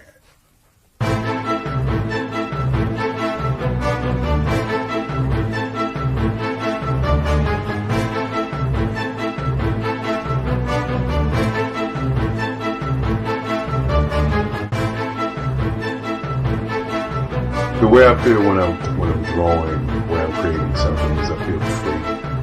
I feel like there's an anticipation of something that's going to come. I try not to draw first. I try to draw second. And what I mean by that is I try to allow myself to kind of get into the piece and just relax. Sometimes I miss time. I'll draw 2-3 hours, sometimes 4 hours. And while I'm drawing, it's just a free. I just feel free. I mean, I feel like time stands still.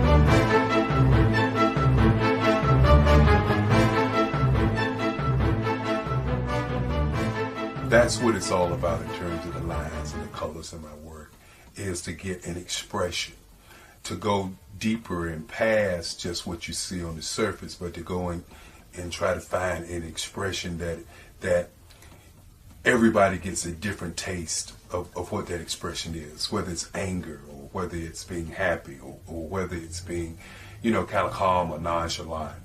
That expression that people take away from the piece is the most important part of what I do as an artist.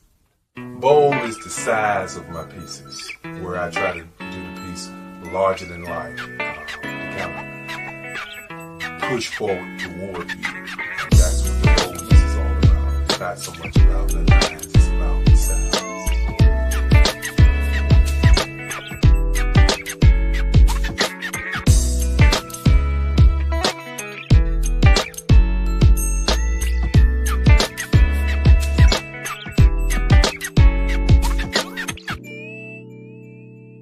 The Face of Change art show is inspired by my mother, but more importantly, it's a historical moment in time as the pieces depict different emotions and expressions of Barack Obama. The 44th president is indicative of the 44 pieces of art that I have done in this particular collection. When you begin to think about expressions and portraits, this is a portrait gallery of expressions of what transpired as Barack Obama ran for office. Some of the pictures are abstract and some are expressionistic. And I combined both of those forms of art to create this collection of art pieces.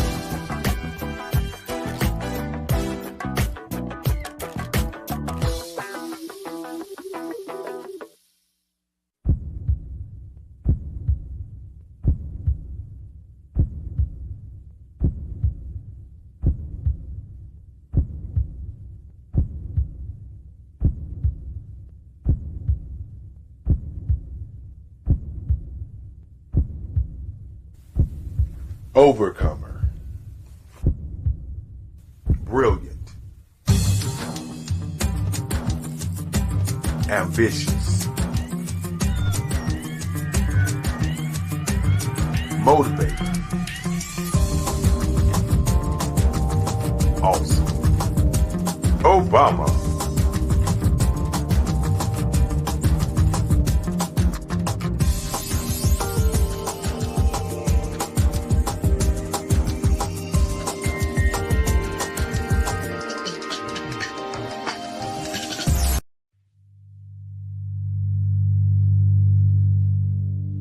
So what we have to do is when we get in the spot, we need to create some spots for us. That's the main thing. We need to be able to be in a position where we're able to create those spots for us. For me, being an entrepreneur, I'm not just going to get a business and then leave you sitting high and dry. If you ask me some questions about entrepreneurship, I'm going to give you as much as I received. I've seen people who made it, and then when you ask them, it's like, okay, now you have to pay me for the information, the same information I got for free. We probably in totally different cities. There's no way that we're going to bump heads or anything. We're not competing. Bring me up with you. And so I just think that whatever education that I have, then I need to be able to give that to my own as well. So create the spots. You can create the spots when you get there.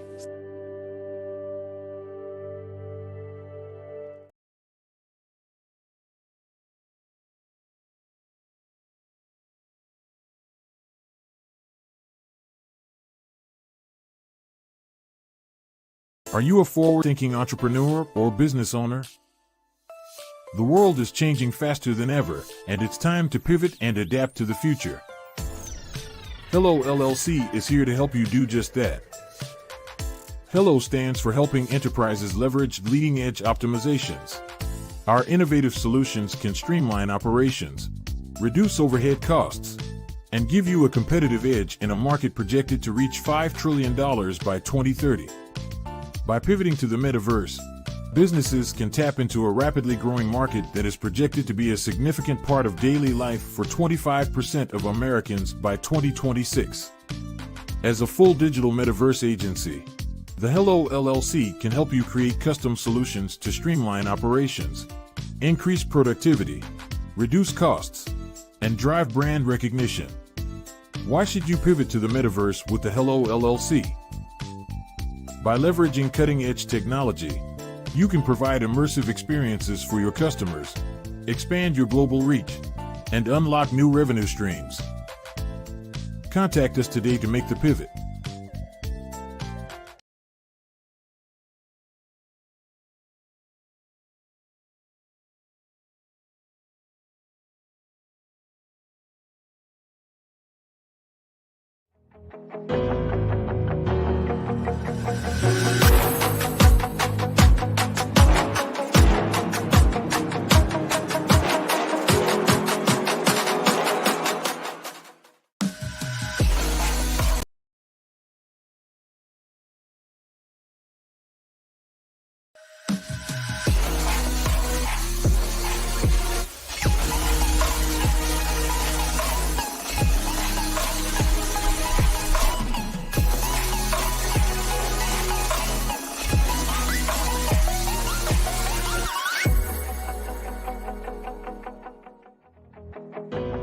I am Black Business. From the moment I wake until the time I sleep, I am Black Business. I am Black Business. Are you Black Business? I am Black Business. Do you support Black businesses? I support Black business because I am Black Business. Black Business Expo, one of the largest business showcases in the history of Black business in the world.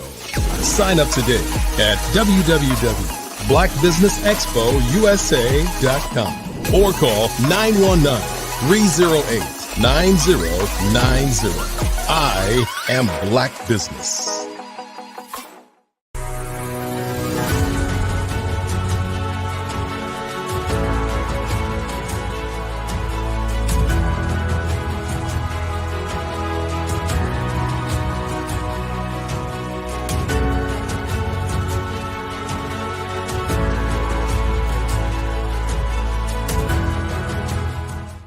The Black Business Expo's mission is to raise funds for high school seniors going to college or K-12 entrepreneurs.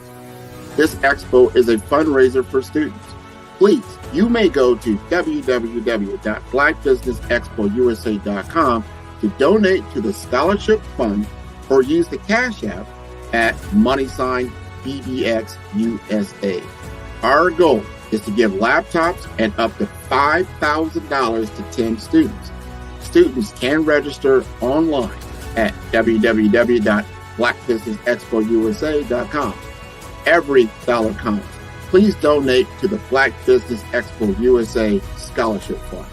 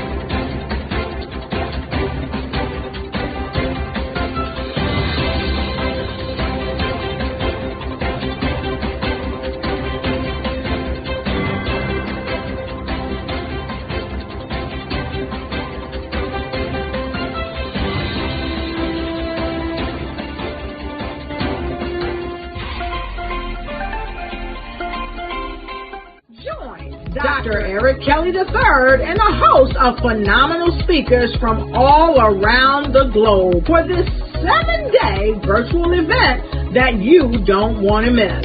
The mission of the Black Business Expo is to raise scholarship money from kids all the way from high school, all the way from college. The Black Business Olympics is one of the largest Black business showcases in the world. It is an opportunity for businesses and companies to showcase their businesses globally. We are going to be giving away laptops up to $5,000 away to students. Again, I'm Olivia Appleberry, the founder of 2 Cents Finance and one of the speakers for the expo. I am so excited to see you there. For more info, go to www.blackbusinessexpousa.com or call 919-308-9090 and hope to see you there. I am Black Business. From the moment I wake until the time I sleep. Yes, I am Black Business. I am Black Business. Tell me, are you Black Business? I am Black Business. Do you support Black businesses?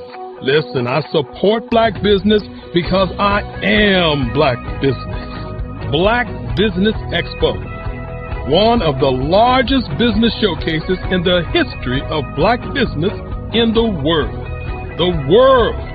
Sign up today at www.blackbusinessexpousa.com or call 919-308-9090. I am Black Business. I am Black Business. From the moment I wake until the time I sleep, I am Black Business. I am Black Business. Are you Black Business? I am Black Business. Do you support Black businesses? I support Black business because I am Black business. Black Business Expo, one of the largest business showcases in the history of Black America in North Carolina. Join Dr. Eric Kelly III and a host of phenomenal speakers from all around the globe for this 7-day virtual event that you don't want to miss. The mission of the Black Business Expo is to raise scholarship money from kids all the way from high school, all the way from college. The Black Business Olympics is one of the largest Black business showcases in the world. It is an opportunity for businesses and companies to showcase their businesses globally. We are going to be giving away laptops up to $5,000 away to students. Again, I'm Olivia Appleberry, the founder of 2 Cents Finance and one of the speakers for the expo. I am so excited to see you there. For more info, go to www.blackbusinessexpousa.com or call 919-308-9090 and hope to see you there. I am Black Business. From the moment I wake until the time I sleep. Yes, I am Black Business. I am Black Business. Tell me, are you Black Business? I am Black Business. Do you support Black businesses? Listen, I support Black business because I am Black Business. Black Business Expo, one of the largest business showcases in the history of Black business in the world.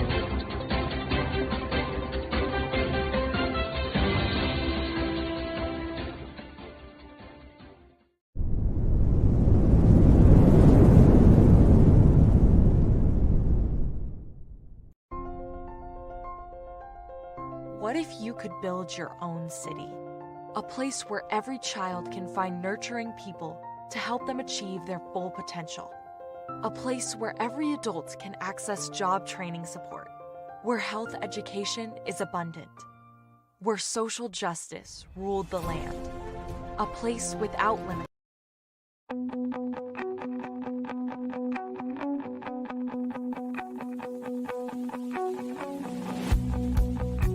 I am Black Business.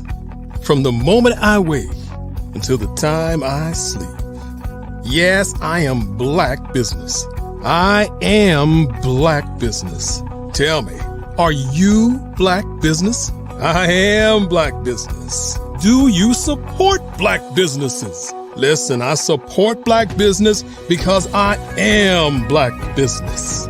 Black Business Expo, one of the largest business showcases in the history of Black business in the world. The world. Sign up today at www.blackbusinessexpousa.com or call 919-308-9090. I am Black Business.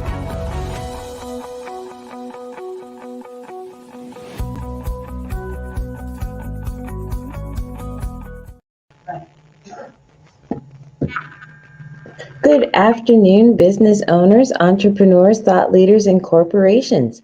Welcome to the Black Business Network. My name is Helen Hicks. I'm your business moderator for this afternoon on the Black Business Network. The Black Business Network is a 24-hour business network showcasing Black businesses, business owners, entrepreneurs, and thought leaders worldwide. We have speakers from North Carolina, London, Singapore, Africa, Japan, and cities all over the United States.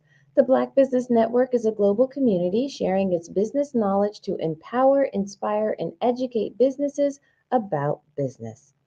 Our next speaker is Dr. Tabitha Russell.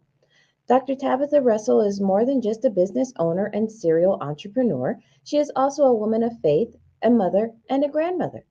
Dr. Tabitha has mastered the process of going from employee to CEO. She has started and scaled several successful businesses and is now helping women to start and scale their businesses to 6 and 7 figures. She is also an author and speaker known for her inspirational and motivational content. Before Dr. Tabitha's well-known success, she was financially struggling as a mother of 5. Determined to make a better life for herself and her children, Dr. Tabitha started and scaled multiple companies.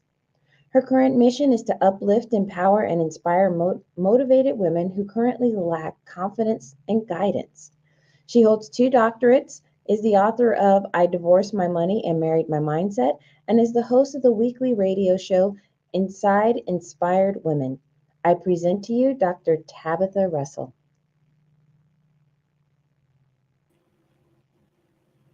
Hello there. Hello, so nice to have you here. Thank you so much. Yes, thank you for having me. You're welcome. Genius is common, and I'll see you on the other side. Thank you.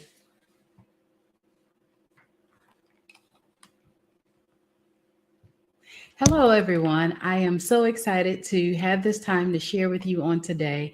I am Dr. Tabitha Russell, and I will be talking about becoming a subject matter expert and an innovator in your business.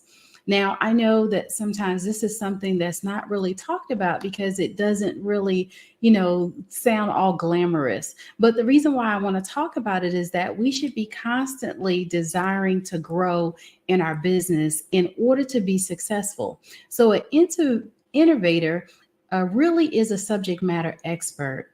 And a lot of people say, well, the reason why I went into this business usually is because I have a lot of knowledge. Well, having a lot of knowledge and being able to apply that in your business really does make a difference when you're constantly learning about innovation in your business and how you can scale to potentially serve more customers and maximize your level of success. So, a subject matter expert is someone who knows a lot about a specific thing. In business, it's important because people trust the experts. And so, you want to strive to become the expert in the field of business that you're in, meaning that if you can study any one subject for a considerable period of time, let's just say 2.5 to sometimes 5 years, you become the subject matter expert because you have learned all of the intricacies of your business.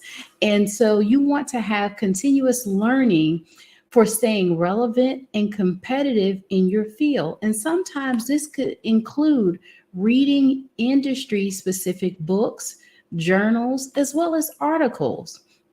It's okay if you say that I'm not a reader. We don't get to hold that as an excuse today because there's lots of ways for you to be able to get books because there's services like Audible.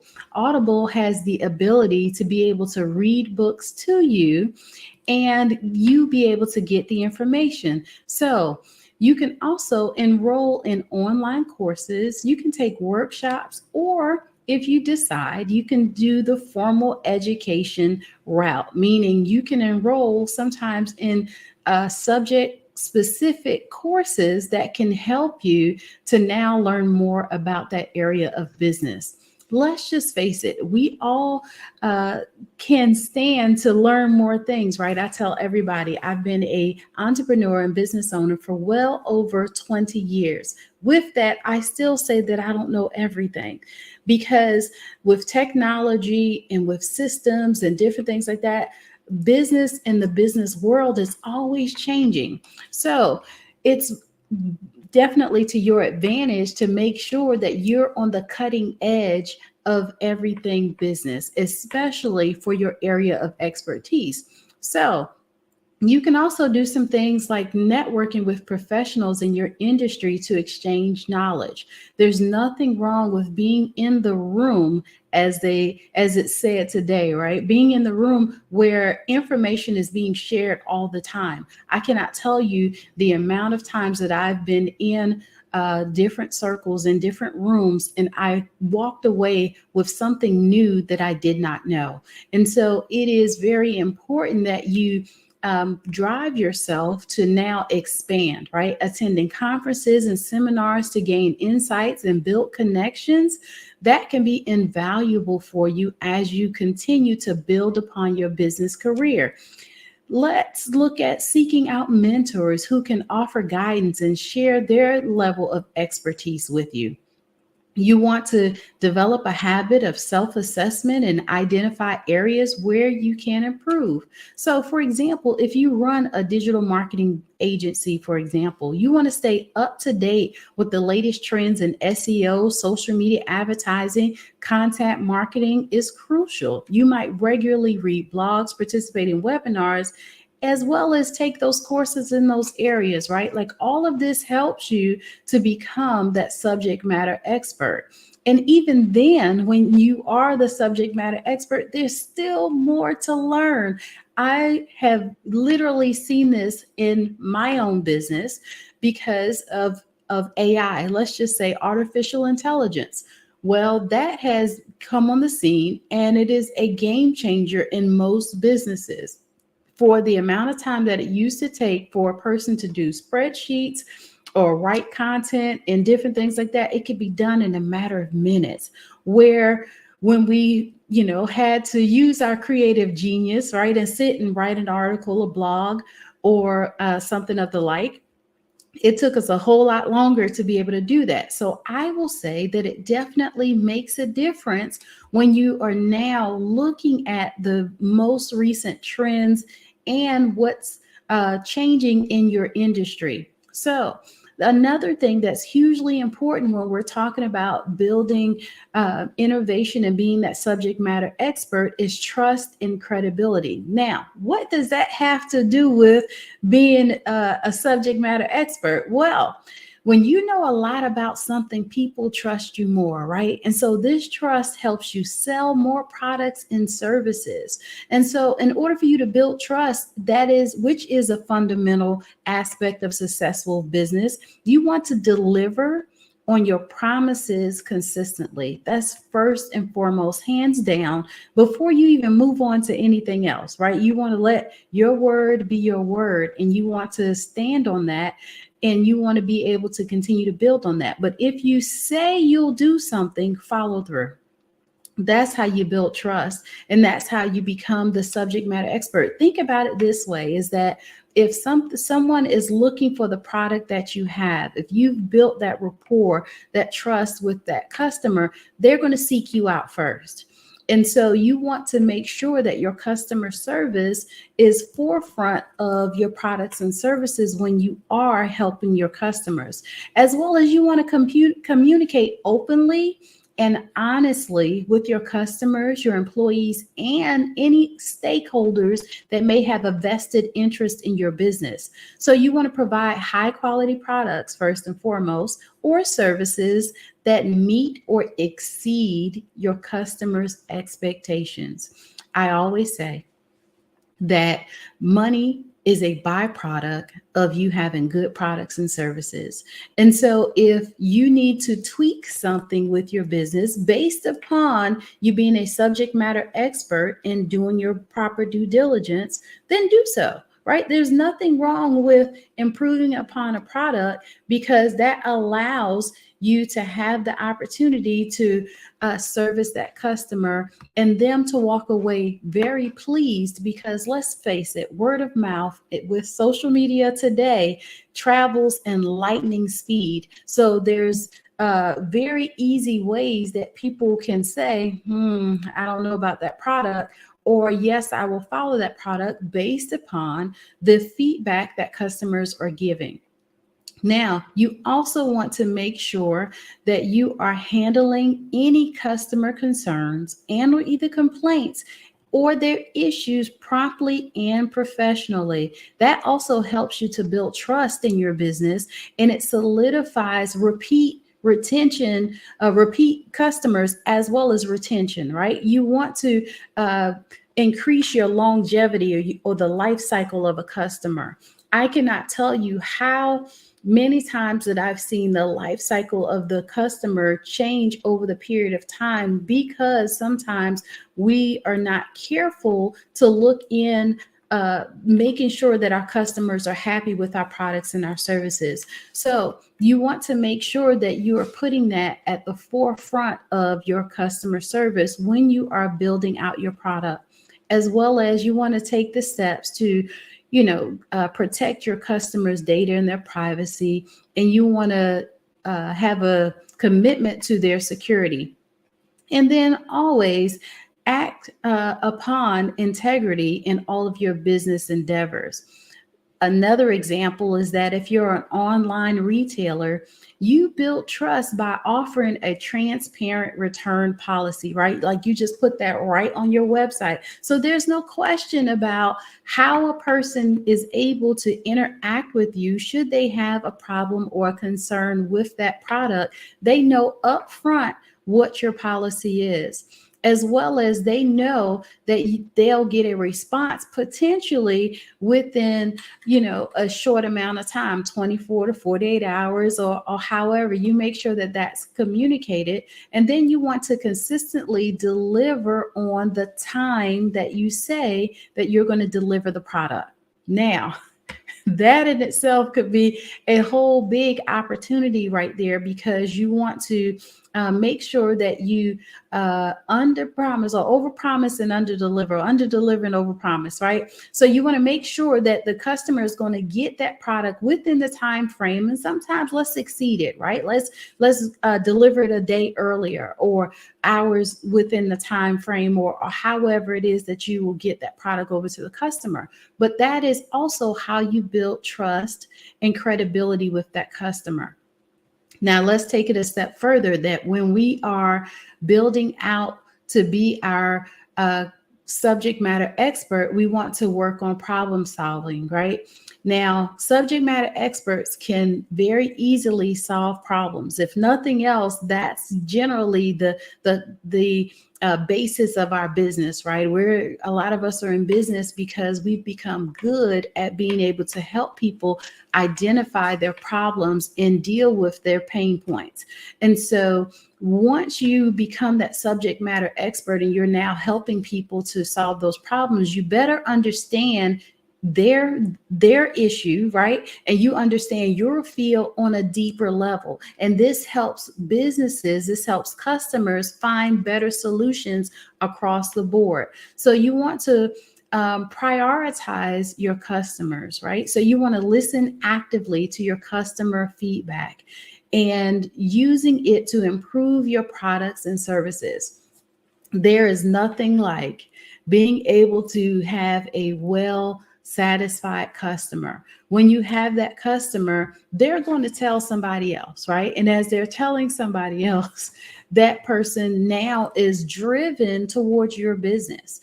And it helps everybody in the equation to come out successful and on top. So you want to make sure that you are engaging with your customers, right? Like, what do you like about that product? What do you like about the packaging? Is there something that we could do differently? Do little contests and different things like that will help you to get some of that customer feedback.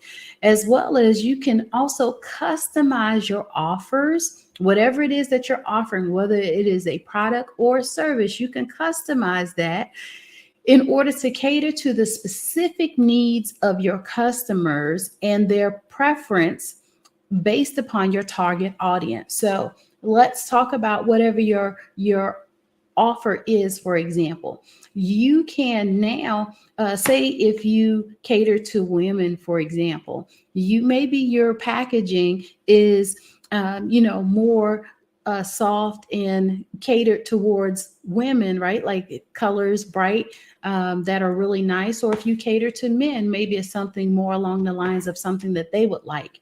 Either way, know what it is that your customers like and build upon that. Don't just get the information and put it on the shelf, right? Let's get that information and let's apply it to our business, because every small tweak that you can make that it improves upon your product allows you to potentially increase your retention rate. It also increases your repeat customer rate as well. So you want to make sure that you're doing the things necessary to build your business. Now, when we talk about getting to know your customers and applying that feedback, you want to build strong relationships with your customers through things like loyalty programs, personalized communication, and follow-up.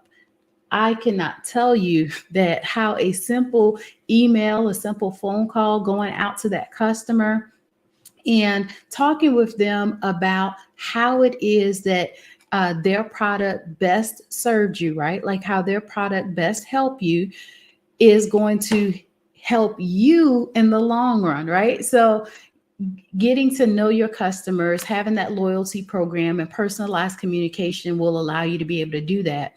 And then you also want to anticipate your customer needs and proactively address any issues before they arise. Let's say, like, we're not perfect sometimes when we're business owners, right? If there is a challenge, you communicating that and being proactive about that helps now your customer to say, oh, wait a minute, like they really care.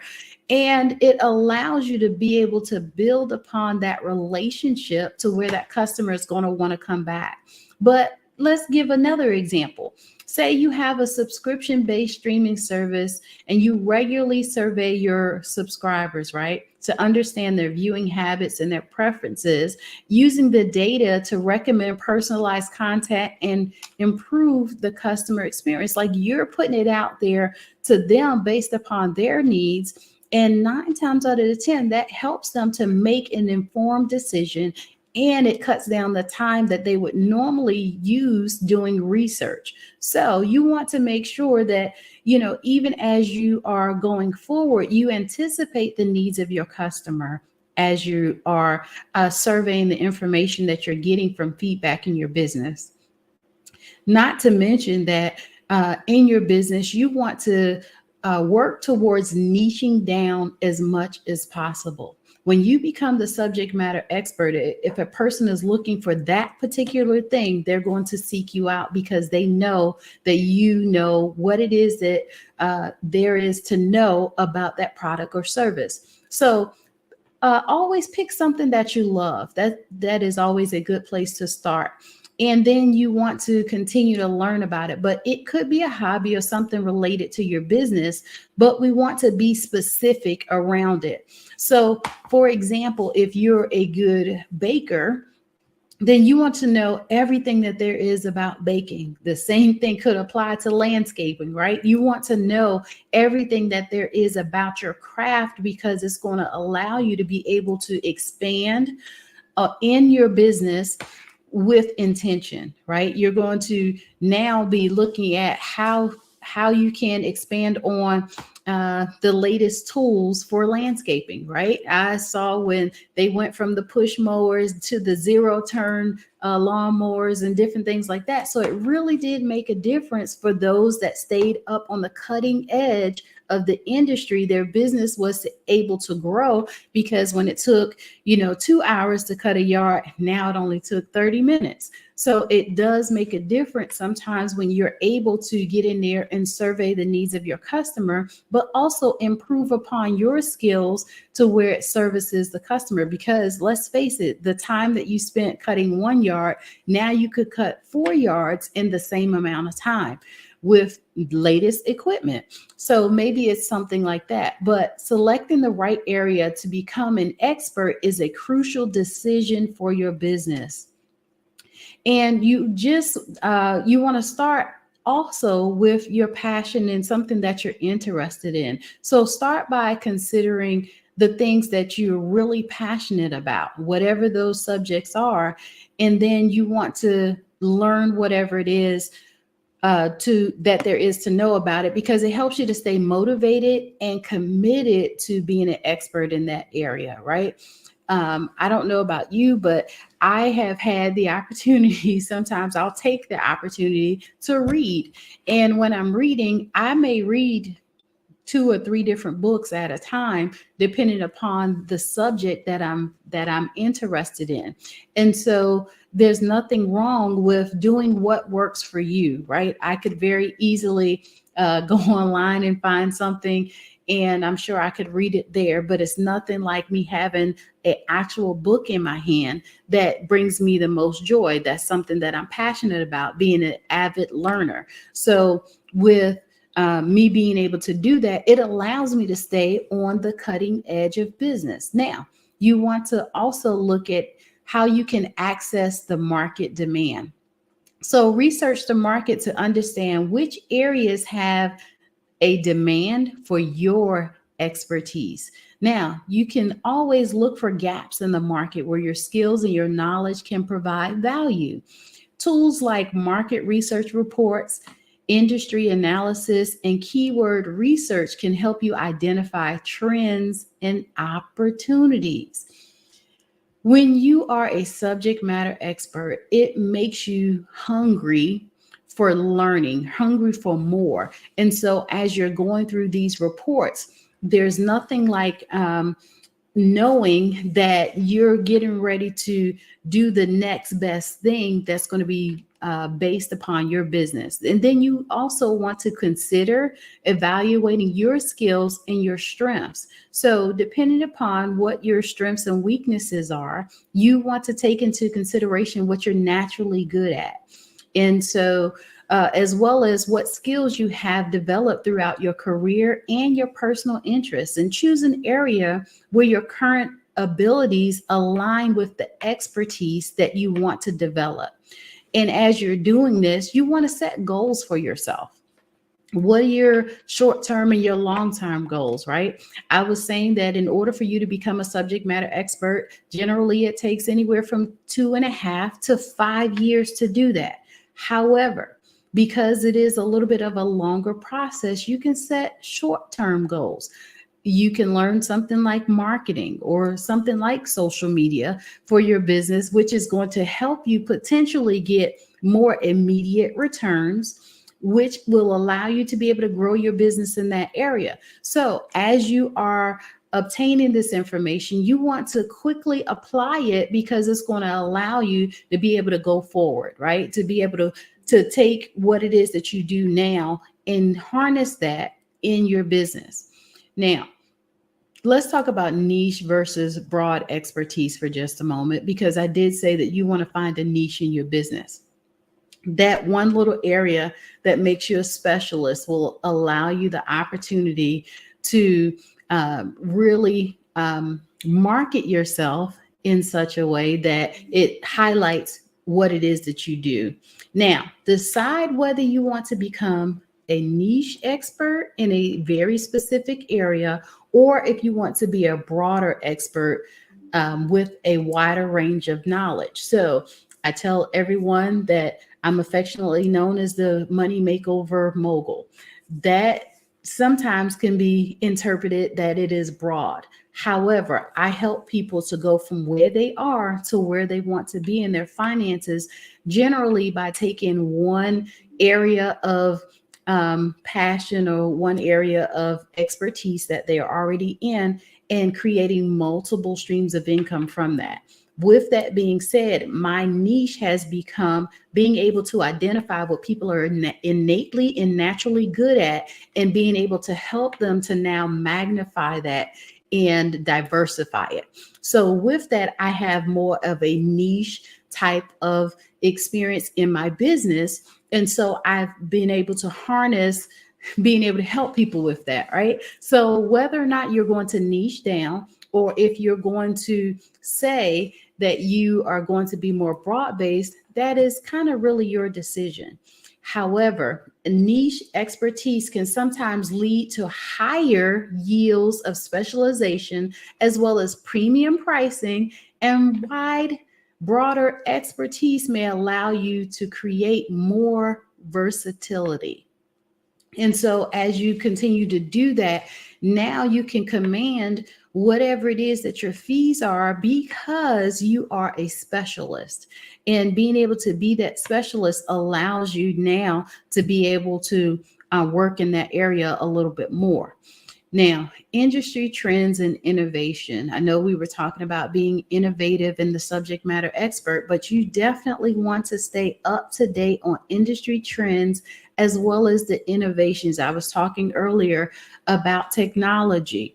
Look for emerging technologies, the methodologies rather, and approaches that might shape the future of your chosen field. Being ahead of the curve can make you a sought after expert. Now, I don't know about you, but having the opportunity to be sought after means that sometimes that comes with a premium. Sometimes that comes with definitely a higher level of expertise. And so it allows you then to be able to command, right, your schedule and be able to be set aside. Now, your target audience consideration. So think about who it is that you want to serve and more of their needs, and what problems can your expertise solve from them. And your chosen area should align with the needs and pain points of your potential customers. And you just don't want to stop there. You want to potentially be able to create things for them that maybe they didn't really ask for, right? You always want to service your customer from the standpoint of what they want, but give them what they need when they come to you. Meaning that, oh, I didn't think about that, right? I only wanted this part of it. Well, now when you have a complete package, there again, we go back to your customer retention again. And so you have the opportunity to be able to add that customer into that life cycle of that customer and keep them a little bit longer. Now, you can also look at your competitive advantage, right? You want to do some research on your competitors and their areas of expertise. For example, if you're able to identify gaps in their offerings or opportunities to provide a unique perspective or solution, now you have a win-win situation. I will say that I have heard it said that there's nothing new under the sun. Well, with that being said, because of innovation, it seems like it's something brand new, because if we haven't seen it quite done that way, then it definitely brings a greater level of need for that particular product, right? Like we'll use McDonald's, for example. They've created the opportunity to make multiple burgers at a time. Well, that really kind of changed the market, right? So with that being said, it's still a burger, right? You still put it on a bun, but if you can mass produce that now, McDonald's, one of the world's largest franchises, known around the world. We're not just talking about, in the US and just local, but around the world, people know McDonald's. So with that, look at what the unique perspective of that business is as you're going into your business, and how that applies to you, and how you can help now to identify those gaps and increase on your product. So that helps you also to differentiate yourself from your competitors. And this can be a key factor in your success. I will tell you that when you set out to be an entrepreneur, sometimes you're going to have some blind spots. But the more that you become that subject matter expert, it allows you now to close that gap on you having those blind spots for starters, but also being able to deliver a well-crafted product, right? Something that's sustainable in the marketplace. The statistics are staggering when it comes to first-time business owners. Like the numbers are in the high 60 and 70% range that first-time business owners go out of business. And so you want to lessen the impact of that potentially happening to you by you studying the market. Doing your research and identifying these gaps helps you to solidify your place in the market, and you become an appropriate stakeholder, right? Like you get your fair market share by you being able to have products and services that customers will want to go after. You also want to study and practice, right? As you're learning all this information, you just don't want to wait to apply it. You want to put it into practice as soon as possible. So learn everything that you can about your chosen area, read books, take courses, practice what you learn, but then let's take it a step further and share that knowledge. This one sometimes becomes a little bit of a sore spot for some people, because we don't talk about it a whole lot on how we can teach others what we know. This is how we create legacies. This is how we create franchises, as well as we continue to build on the longevity of our brand by teaching others what we know. Now, you can do so many things to harness your information, right? To be able to have it where somebody else can pick up that information and run with it. But you can write blogs, you can make videos, or you can give talks, right? You can share that information, but sharing also makes you, or it allows you to be known as the expert because you don't hold back, right? Like you don't mind sharing that information with others. And that creates another life cycle for your business as well. It helps to create the longevity in your business when you are able to now go out there and help them with that. Now, as you've identified your audience, before sharing your knowledge, it's crucial to understand your target audience. For example, who they are, what are their needs, their problems and preferences, and then tailor your content and communication style to resonate with that audience. There's nothing like putting information out there and it almost like falls on deaf ear, right? Either it's too complicated, right? You have it where it's too many formulas and different things like that. And people are like, oh my gosh, this is just really too complicated. But now with social media and the social age, there's things like Reels, there's little things like TikToks and stuff like that, where the information is in bite-sized pieces, 30, 60 seconds, 5 minutes, 3 minutes, whatever it is, you can put the information in there that's tailored towards your audience. And if your audience dictates to, because you deal to a younger tech savvy type of customer, then you want to meet the needs of them. If your customer doesn't mind looking at a 30, 45 minute video, let's just say, then that's okay. But you need to know what those needs and preferences are of your customer, because that's going to allow you to be able to service them even more, right? I have bought products over the years and it came with instructions, right? I don't know about you, but when you get complicated instructions, sometimes it makes you feel like you don't want to do it, right? But I would always sit there and try to figure it out. But now a lot of the instructions comes with a video. Scan the QR code and watch a video, and it helps to lessen the blow of you of your learning curve, right? With putting all of this stuff together. So whatever it is that's going to work for your customer, embrace that. I talk to a lot of my clients, and some of them have challenges with technology. I will say that if you are technically challenged, you owe it to yourself to learn that, right? Because if you come across customers and they're a little bit more tech savvy than you, that I'm not saying learn everything, but learn the basics enough so that you can continue to fill that gap of being the expert with that customer. Now, you want to talk about choosing the right medium, meaning that how is it that you're going to deliver those products and services? So you want to select the most appropriate medium for sharing your knowledge. And I was saying earlier about blogs and articles with videos. Well, now there's podcasts, there's webinars. You can even do this stuff on social media, workshops, and public speaking. The choice depends on your expertise, your audience, and the type of content that you're delivering. Either way, you can share your knowledge. As you're sharing your knowledge, you want to create high quality content.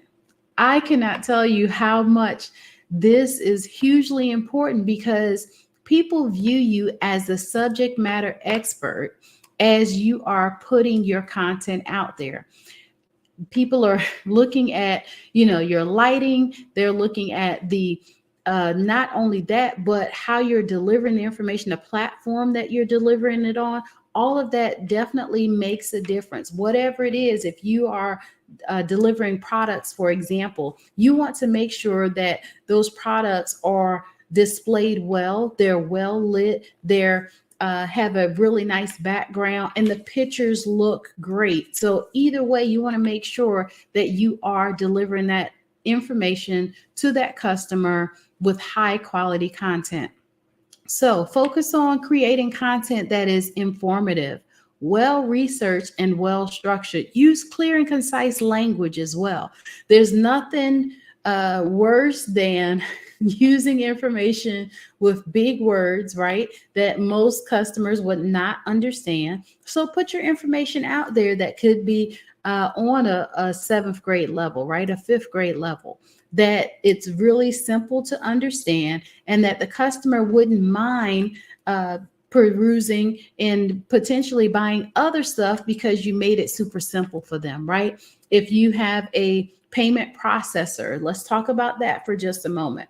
If you have too many clicks sometimes for that customer to check out, sometimes they don't have a pleasant customer experience. How can you increase that? Have a one-click payment processor, right?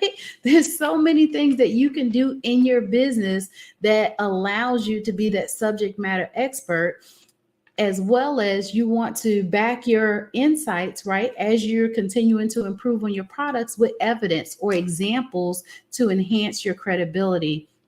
Now, let's talk about consistency, because that does matter in business. Consistency is the key in building an audience. So this is how we'll go back to McDonald's. This is how they were able to build successful franchises, and everybody knows who McDonald's is because of their consistency. The one thing that you can say is that you can go there and you can get a burger and you can get some fries, right?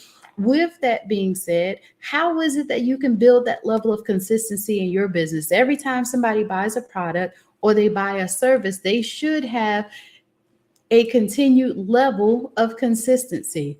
So establish, as you are doing your building your business, as well as even posting, right? You can establish a regular schedule for all of it. So as you are moving forward, consistency helps you to keep your audience engaged and learning for more. Now, I cannot tell you how thinking outside of the box in your business will allow you to set yourself apart from everybody in the industry. Don't just do what everybody else is doing, but think of new ways to do things that are better and sometimes make it a little bit more fun. You want to now change the game, they call it, right? You have the ability to be able to do that as you are the expert. You know what your customers need, but why not make it fun? Sometimes you can make a game out of it, right? It allows your customers to join in with you and them build on their level of engagement as they're going forward with you in your business. So as we're working through building your customer base, right? Thinking outside of the box, you want to also build up a diverse team with various backgrounds, experiences, and perspective. Diversity often leads to a wider range of ideas and approaches to problem solving. Problem solving in business. As a business owner, you want to get good at solving problems. You want to be Johnny on the spot and think quick on your feet as you are going forward in business. And this is really taking it outside of the box, right? There's been a couple of times that I may even ask a customer, so what would you do in this situation? Or what would best work for you? Now, a lot of times people are just thinking that you're just going to, stick with the policy and you're just going to go with the plan and you're just going to say, oh, no, we don't do refunds or here you go. And that's just the end of it. No, you want to now turn that potential bad situation into a good situation. So having a diverse team to help you think that through and being a good problem solver is going to help you to be able to transition those customers in such a way that they come back still and become a repeat customer. I cannot tell you the number of times that I've gone somewhere and the service has been less than stellar, but because 8 out of the 10 times that I've gone there, or we'll say 9 out of 10, where the service was excellent, I would still go back with that one bad experience because that was not the norm, right? Sometimes there are going to be some one-offs, but how do you save that customer and have a product that's good enough that's going to want them to come back? So this is how you do that. But as you are building out yourself to be that subject matter expert, This allows you to be able to take all of that into consideration as well. You don't want a customer to leave and not have their product or service to be a great experience for them. So you can even come back from bad situations, right? But you've got to be willing to do that and change your perspective on that. You also want to challenge assumptions, question assumptions that may be limiting your business.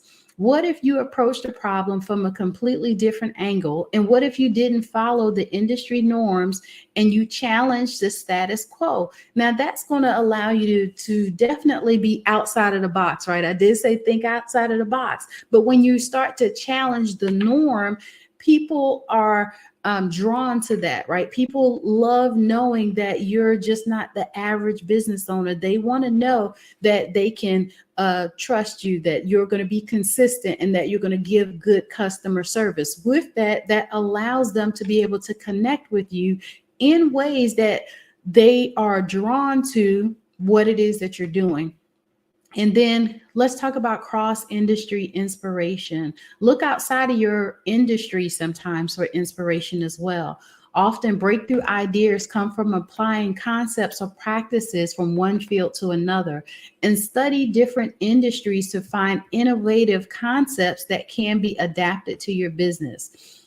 Because I look at people with their finances, for example, I could continue to stay on the trend of let's talk about your budget, let's talk about diversifying your income, but I took it a step further. Me personally, myself, I deal a lot with mindset.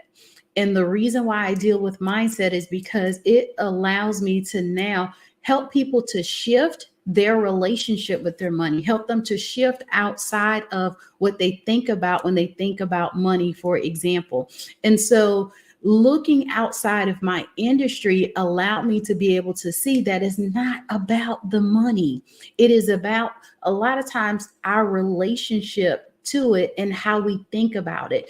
And so as I've been able to now move more into incorporating wealth mindset, it has allowed me to experience an exponential shift in my business with me helping and serving my clients. So how can you do that in your industry? You want to make sure that you're studying enough things that are kind of really on the edge, right? It's on the surface of you being able to incorporate that with your business, but how can that become a best practice? How can that be cutting edge and innovative?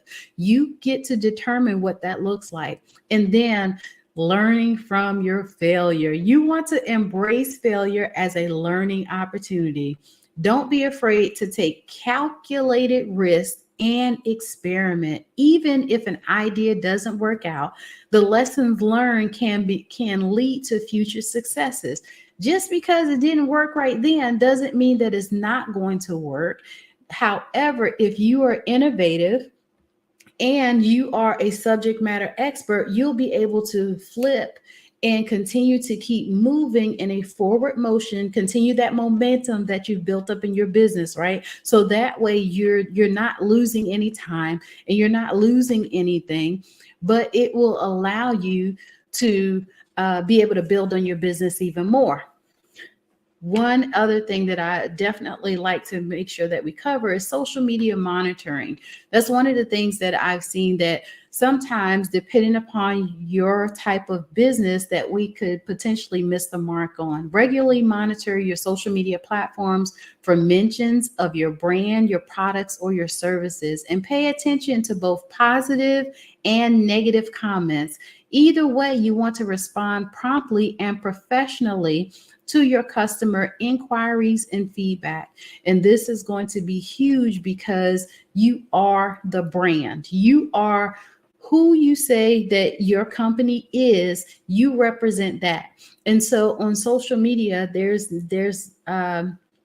nothing wrong sometimes with having multiple pages and be on multiple platforms and all that kind of stuff. And it's going to sometimes take some work for you to be able to monitor all of this, but you want to be able to say that I have a pulse on what my business is doing and that I am integral part of my business.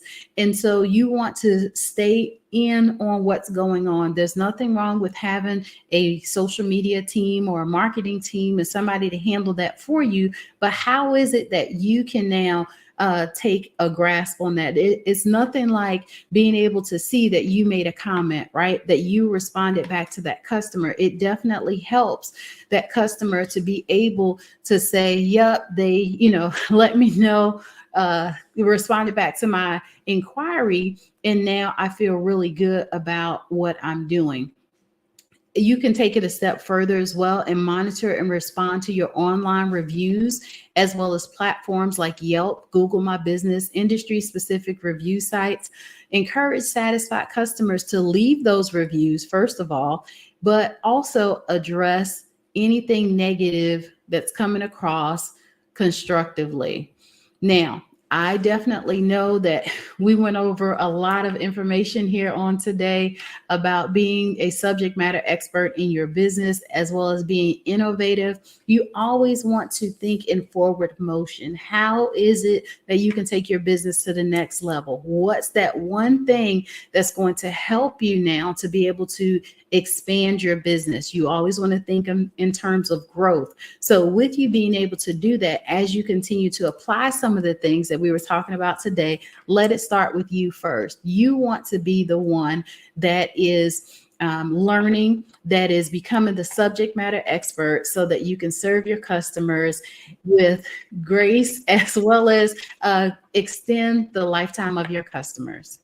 Thank you so much, Dr. Russell. We appreciate all that great information you shared with us today. Just one more time, can you leave your website for those who'd like to reach out to you? Yes, my website is drtabitharussell.com, as well as I'm on social media under Dr. Tabitha Russell, as well as I am Dr. Tabitha on all social media platforms. Awesome. Thank you so much. Genius is common, and I'll see you on the other side. Thank you.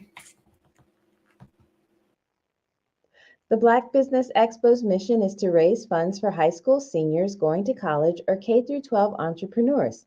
This expo is a fundraiser for students. You may go to www.blackbusinessexpousa.com to donate to the scholarship fund, or use the Cash App that's on the screen below, $BBXUSA. Our goal is to give laptops and up to $5,000 to 10 students. Students can register online at www.blackbusinessexpousa.com. Every dollar counts, so we want to remind you to donate to the scholarship fund. We want to thank our Black Business Expo USA sponsors for October 2023, NC 100, Moody Capital Partners, Suede Soul, Lotus Richer Coaching and Training, Carolina, Virginia Minority Supplier Development Council, Step Management, Barbara H. Smith, LLC, Margie McLean Foundation, Incorporated, Genius is Common, Earth Essentials, Mulaney Shaney Global, Executive Women Success Institute, The Quality Coaching Company, Superwoman Business Services, Creative Force Studios, Lee Entertainment, Artistic App, and Black Business Expo USA. Genius is common, and I'll see you on the other side.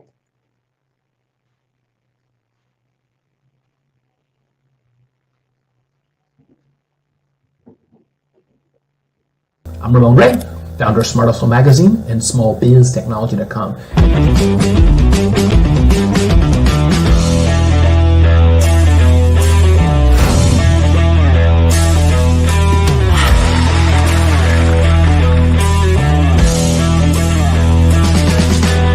You're here today to celebrate small business success.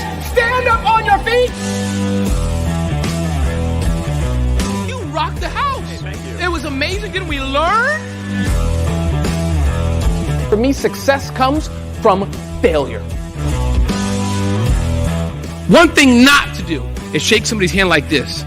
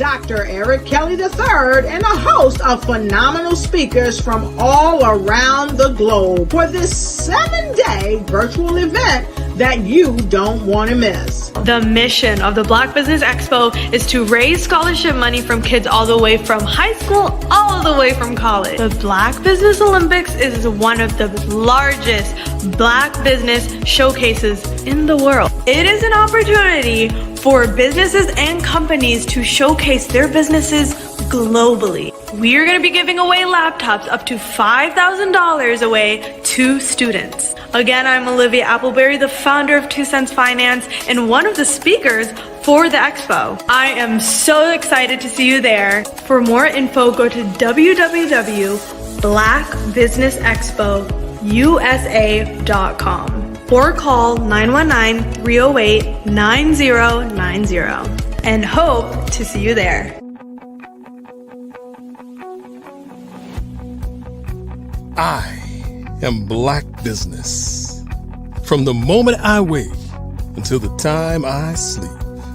Yes, I am Black Business. I am Black Business. Tell me, are you Black Business? I am Black Business. Do you support Black businesses? Listen, I support Black business because I am Black Business. Black Business Expo, one of the largest business showcases in the history of Black business in the world. The world! Sign up today at www.blackbusinessexpousa.com or call 919-308-9090. I am Black Business. I am Black Business. From the moment I wake until the time I sleep, I am Black Business. I am Black Business. Are you Black Business? I am Black Business. Do you support Black businesses? I support Black business because I am Black business. Black Business Expo, one of the largest business showcases in the history of Black America in North Carolina. Sign up today at www.blackbusinessexpousa.com or call 919-380-9090. I am Black Business. I am Black Business. From the moment I wake until the time I sleep, I am Black Business. I am Black Business. Are you Black Business? I am Black Business. Do you support Black businesses? I support Black business because I am Black business. Black Business Expo, one of the largest business showcases in the history of Black America in North Carolina. Sign up today at www.blackbusinessexpousa.com or call 919-380-9090. I am Black Business. I am Black Business. From the moment I wake until the time I sleep, I am Black Business. I am Black Business. Are you Black Business? I am Black Business. Do you support Black businesses? I support Black business because I am Black business. Black Business Expo, one of the largest business showcases in the history of Black America in North Carolina. Sign up today. How many times have you been asked to help someone you didn't even know, a student, a business entrepreneur, or did you ever even ask, where did they end up? that business, that friend, that entrepreneur. Well, just maybe they ended up in a gang, bankrupt, homeless, or worse, dead. Maybe they turned to crime, drugs, and alcohol. Did you ever wonder? Did you destroy their dream, or was your life always so easy? At the Black Business Olympics, we started a movement to help students complete. Give them hope and foster success. Help them to leave their dreams of providing laptops, computers, and up to $5,000 in scholarship funds. Today, we ask you to help a student, a business owner, or an entrepreneur to realize their dream by sponsoring them, supporting them, and buying from them. Consider this. With $1.6 trillion in our Black community, we only ask for a small donation for our students, our businesses, and our entrepreneurs. And you can change a life today. So I ask you, what are you going to do? Sit on the sideline and watch our students in high school be losers, miss out on their dream from lack of resources? Or are you going to donate to the movement and change their future and yours as well? Give us a call today at 919-308-9090. Change their life by investing with action to the Black Business Olympic Fund. The Black Business Olympics, one of the largest business showcases of Black business in the history of the world.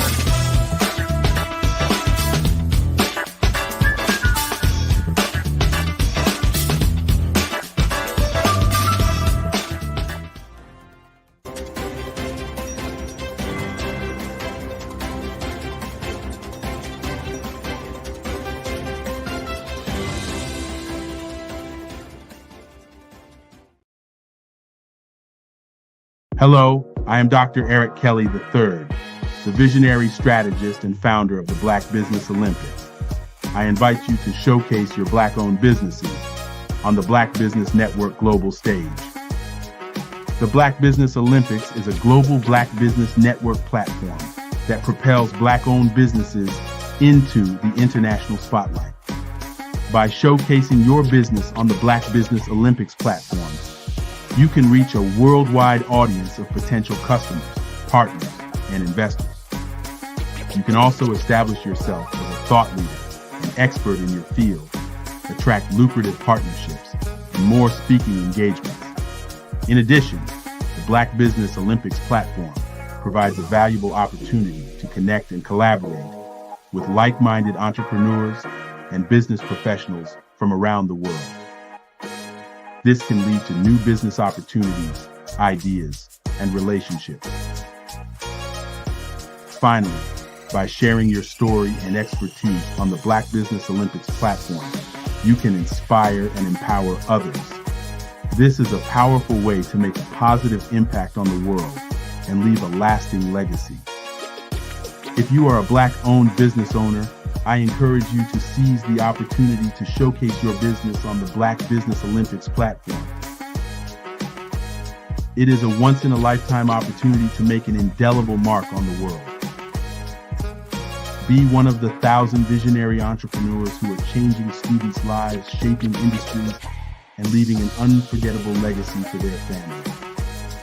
Unleash your voice on our global stage and watch your business thrive.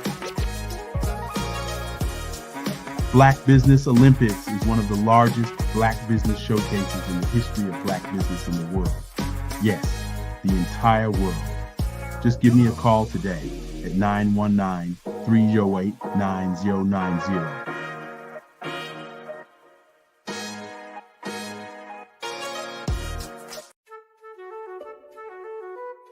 This is Dr. Arnold T. Petsworth. He's the owner of Petsworth Vet World, a veterinary clinic in Hopton, Connecticut. His patients include dog, cat, frog, fish, Goldie, dog, and this alpaca. Due to doctor-patient confidentiality, we can't tell you their names. Business at Vet World was steady, and then quarantine hit. Neighbors brought new four-legged friends into their homes. bunnies. Bunnies everywhere. Dr. Petsworth welcomed these new patients with open arms. The only problem? There were more appointments than he could manage.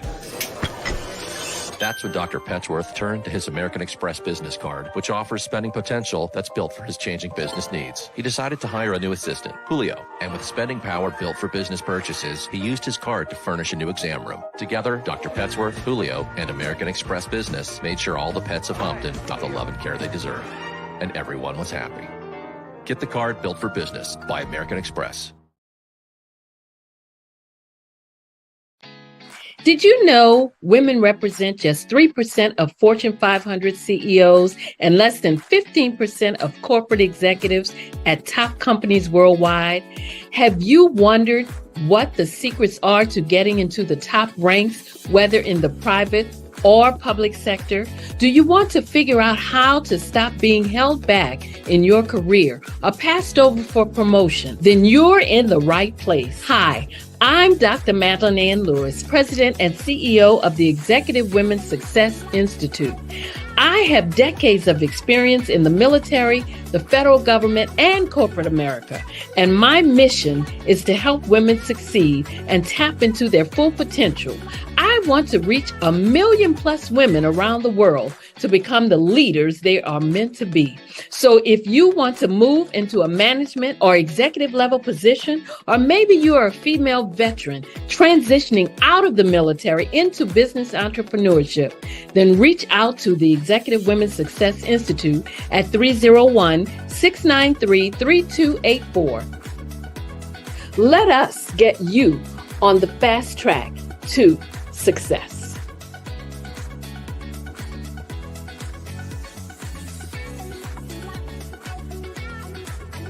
I'm Ramon Ray, founder of Smart Hustle Magazine and smallbiztechnology.com.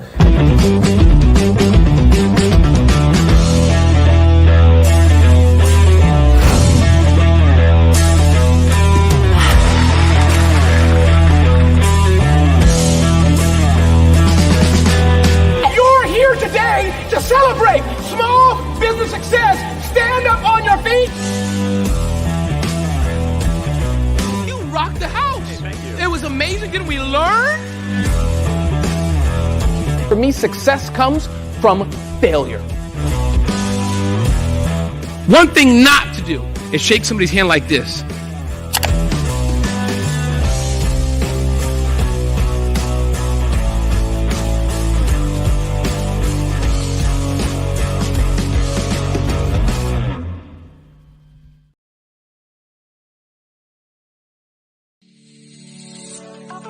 Did you know that our black dollar only lasts for 6 hours in our community? Yet other communities, their dollars last for 19 to 30 days. The Black Wall Street Nation. Black Wall Street Nation. Yes, that's why we created the Black Wall Street Nation. Black Wall Street Nation is a centralized directory available to all black businesses across the world. It was created for businesses like you, the ones that want to start and the ones who have a dream that have already started, such as businesses like Drop in a Bucket Productions, Valito Foods, Sugar Tea Brandy Firm, All the Dazzle, Bun Cakeaholic, Miss Riot, and you. We'll have marketing, seminars, and some funding coming soon just for you. So, we want you to come and join us. www.blackwallstreetnation.com. See you there.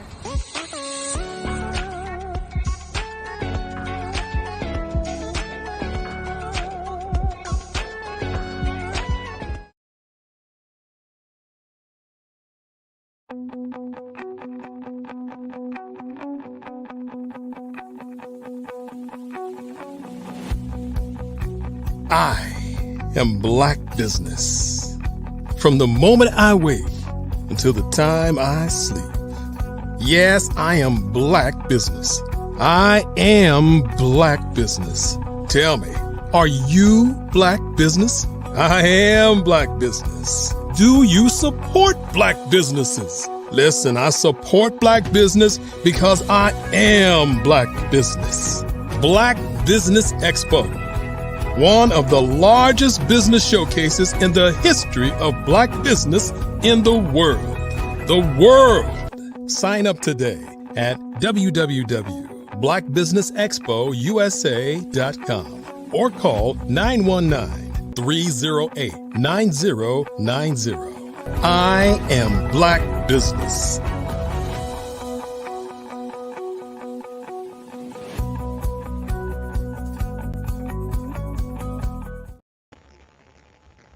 Good afternoon, business owners, entrepreneurs, thought leaders, and corporations. Welcome to the Black Business Network. My name is Helen Hicks. I am your business moderator for this afternoon on the Black Business Network.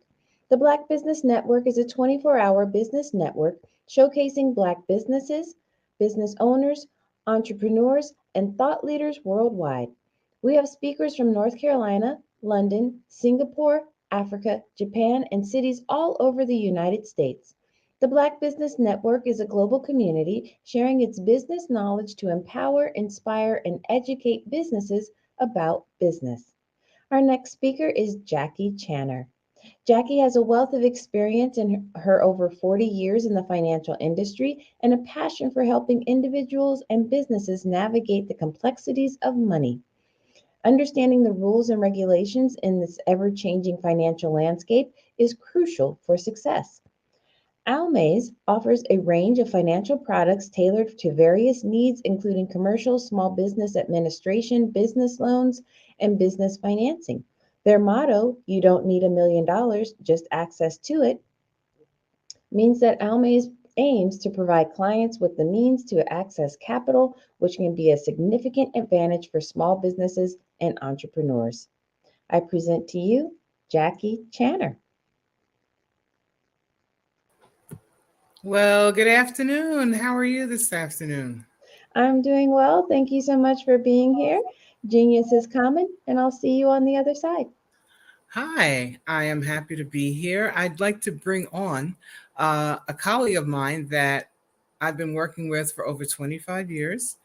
She is Miss Allison Bennett. She's CEO of Business Wealth Financing, and I thought it would be great to bring her on because she has such fabulous information about trust, business financing, and all the things that we were talking about last month. So here is Allison Bennett. Hi, Allison. Hi, how are you today? Great. Thank you so much for joining me. I was on this platform last month, and as I was speaking, I was thinking of you as I was speaking because the information that you have that we always talk about is so powerful. And I was like, you have to share this. You have to share this. So thank you so much for taking the time to come and talk with us because I know how super busy you are. So again, I really appreciate the time. Oh, no problem for you. When I heard about what this was all about and how, my goal is to help as many Black businesses as possible get this information. So with a network like this is wonderful. So of course, this is very important to get out to our community. So of course, I'm happy to be here. And again, I'm just so happy to have you. The last time I shared with the audience the rules of money. Alice and I talk about all the time. If you know the rules, you can get the money. And she specializes in business financing and building wealth, which is something that a lot of us don't think about on our day-to-day journey when we're working. But we get our clients and we like to explain to them that you have to think about tomorrow, even though you're working today. And there are so many products out there that can help us that we have no clue. For instance, we think of insurance as just something for our car or just something for our home. But Allison has a plethora, and let me say that again, a plethora of products that most people have never heard of that can actually take you to the next level of your whole wealth building. And when I say wealth building, we're talking about generational wealth. That's what we focus on. We're not just talking about today, we're talking about tomorrow and the future. And this is why Alice and I have been partnered for so long, because we take care of our clients from the minute they start understanding that they need to get their credit straight, and she's wonderful with credit, to the moment that they are starting their company and need business financing because you always need money to make money. She has a lot of different products like we do for that. But what is really interesting, and one of the things I really wanted her to come and talk to today, besides just a little bit about the insurance, I do want you to touch on that because I love that product, but also on the trust. People think, again, if they even think of trust, okay, it's something that really rich people have. But we are trying to show people that everybody needs it. I mean, you have a business, you totally need it. And there are ways to use a trust that most people have no idea. And I was so fascinated when Allison told me about it this past month. I was like, you have to come on the show. You have to share this. So, Allison, I'm not putting you on the spot, but I am. I just want you to talk about the insurance products first that you have, and then you can lead that into the trust. And if I jump in and I have a question, it's only because if I have a question, somebody else might have a question. So tell us about the insurance products, first of all, because they're fascinating, just fascinating. Well, my background, just so I give you a little bit about my background. I've been in business funding and financing and funding and credit and in that arena for the past 12 years. Years before that, but I've been in finance since for like 20 something. So when I found out the power of business credit and funding in that arena and wealth building, I saw that one of the areas that we need to speak about more in our community is the power of building wealth with insurance. It's nothing new. It's just new to a lot of people who don't know about it. It's been around. These options have been around for over 100 years. Wow. The companies that I work with are companies that do not advertise. You'll never see them advertise in any shape, form, or fashion because they've been around so long, they don't have to. The people who are connected to them to get clients signed up for their products know about them. And normally the first time anyone's heard about insurance products like this is through someone like myself who focuses on wealth building insurance products. So when we're talking about a car, your house, things like that, that's what you call property and casualty. We're not talking about that today, even though those are very important to have, of course. But what we're talking about is the other side, the wealth building policies. The wealth building policies on your personal side help you. And then when you have a business, they can supercharge your business. They can help you manage your money, believe it or not. The taxes that you pay has a lot to do with whatever insurance products you actually have under your business. Now, that may be something completely new to most entrepreneurs, but if you check out Bank of America, Wells Fargo, JP Morgan Chase, pick any one, and go and find out how much they have invested in real estate compared to how much they have in insurance products. It would surprise you to know that they have more invested in insurance products than they do in real estate.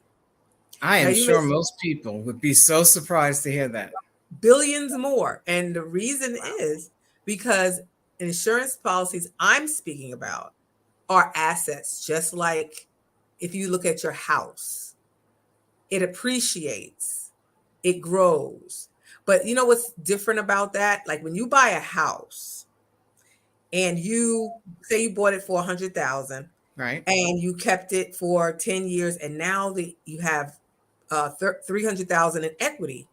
That's a wonderful deal. Right. But then an earthquake comes, a windstorm, a tornado, a hurricane, and the house is flooded, goes off, gets burned. The earthquake takes it down, whatever you can think of, mold, all kind of different things. That happens to that particular asset. Right. Can you get your equity out at that point? No. No, you cannot. So we look at insurance policies, these particular policies I'm talking about, as assets that do not burn, cannot be destroyed the way a house can be destroyed, but appreciate, if not the more than a house will over years, as an asset you can utilize to lean against, to get funding for business projects, for all kind of things. It just depends on if you know what product does what. What kind of product is that? Because I know it's not life. So what kind of product do you call that? Well, it does actually have a component of life. Okay. All of them do. Okay. So if you think about a component, if something happens to you and you're unfortunately not here anymore, that component is absolutely in those policies as well. It's an automatic, but they're set up for different things like wealth building. You actually get to tell the insurance agent, how much you want to put in these policies. So say you have $50,000 that you want to put somewhere and grow. Most of these policies have at least 2.5%. That's the least it'll be. It's 2 to 2.5% in interest that you will earn on the money. If you know what the banks are charging right now as far as giving you back interest, it's nowhere near 2%. But the great thing about this is 2% is the least you're going to make. It can go as high as high as high. It's connected to the stock market. Now, I'm not saying for you to invest in the stock market, but these policies are automatically connected to what the stock market does. But with a wonderful caveat is there's a bottom. You can never lose a dime. So they use the stock market to actually build the wealth in the policies, but you will never lose any of your money that you put in, whether the stock market blows up or not. So let me ask you this. We had talked about a product that you said all CEOs should have in case something happened to them. Yes. Can you just tell us a little bit about that? Because there's so much I want to talk about that we can't even get into detail with everything. So I'm just going to take a little bit of this, a little bit of that, like a nice little business smorgasbord. Okay. Yep. You want to protect your talent. Okay. So what does that mean? That means even if you're a 2-person shop, that's even more important. Really, if you're a 1-person shop, or all the way up to however many people that you have as 1099 contract or W-2 employees, it doesn't matter. It's very important to have this. For example, if you have a partner, say you have an IT company and you have 2 partners, and the partners one decides that they want to retire. The other one got sick, unfortunately, and they can't work anymore. Right. So now your business is impacted because there's 3 of you. Now there's 1 of you. You need to, whatever talent that those partners brought to the table, if you don't have them in place, your business could fold. Right. Or go out of business. Right. So instead, if you have certain policies on those individuals and yourself, in case something happens, then you can cash in the policy, use the money to find another person with the same talent. Right. And then your company does not suffer because you don't have someone in place to do what that person did. That's huge. Because a lot of companies, if you have one person that's not there anymore and there's a 2-person team, that's it.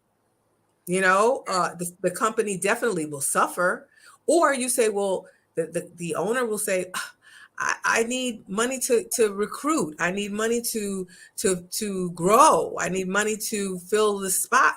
And they don't have the money. They have to pull it from somewhere else, their profit or something. Right. Or home but equity the policy loan. being in place like that, you can actually cash it in and use it for that particular purpose. So that's what it's set up for. There's other things that it does to build wealth actually under the business that we don't have really, we can get into it another time. Right. But this is a very important insurance to have in place. And it also helps you control the amount of taxes. It's a legal tax shelter.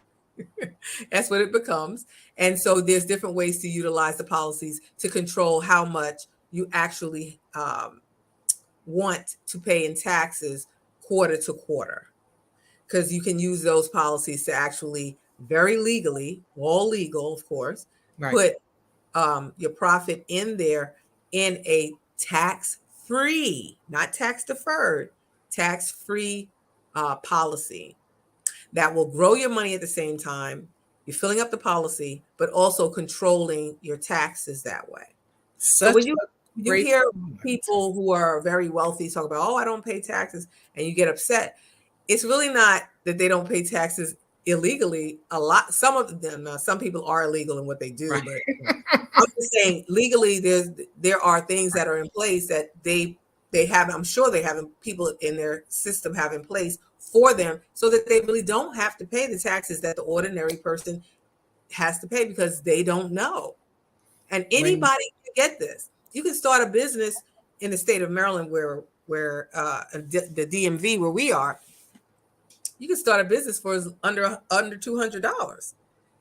And so once you have that entity in place, there's a lot you can do to improve your bottom line. Let's put it that way.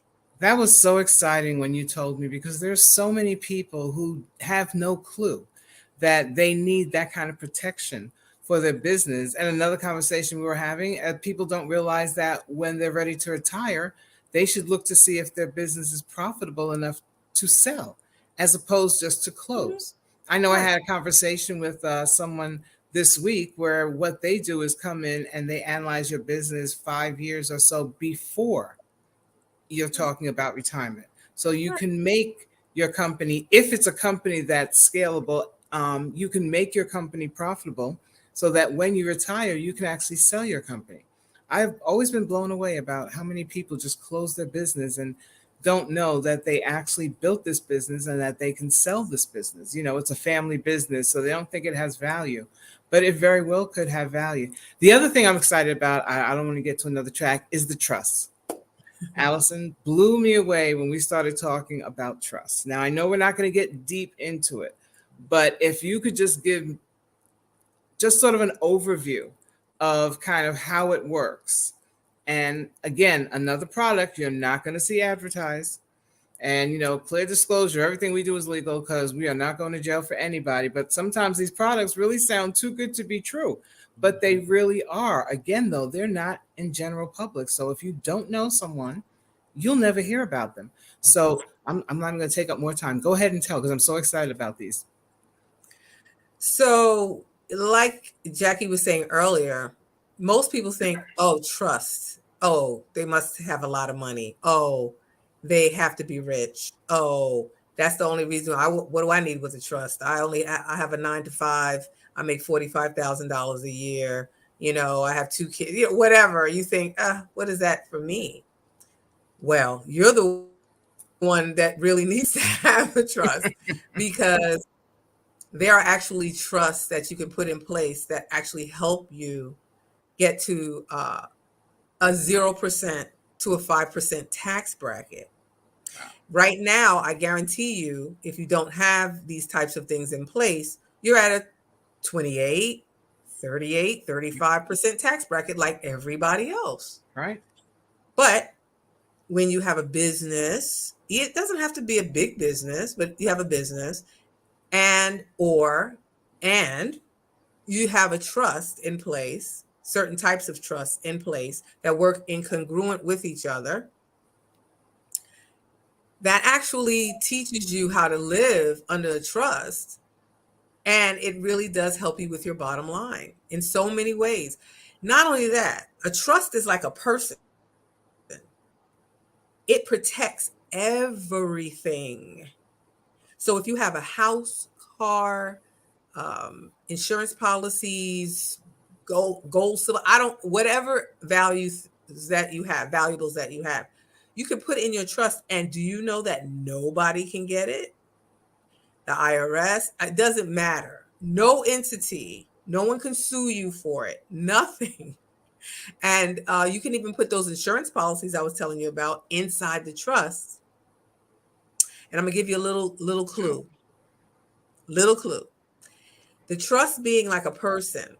Do you know that you can make if you heard of a beneficiary, the beneficiary of an insurance policy is who you leave the money to when something happens to you. Okay. Right. So when you say you pass away, the beneficiary gets that money because you made that person the beneficiary of the insurance policy to take care of. Hopefully they take care of your passing, your funeral, things like that. But they also have, money to do whatever you wanted to leave to them. Right. You know that you can actually use the trust as a beneficiary instead of a person. And that way it protects the insurance policy money from being squandered or someone suing you for it or any of the above things that you could think of that happen. Because in our community, when we think about insurance, all we think about is the negative. We think about somebody's getting an insurance policy on me to get rid of me so that they can make money off of me. Because it's $1 million policy and then I die and somebody that then, they're the beneficiary and they get 100,000, 500,000, whatever it is, $1 million. That's what our community is really very, very afraid of. Right. And that's when what it comes to insurance. They think that it's something that, but it's actually, if you put it, but if you have a trust, if you're worried about all of that, get an insurance policy, make the trust the beneficiary.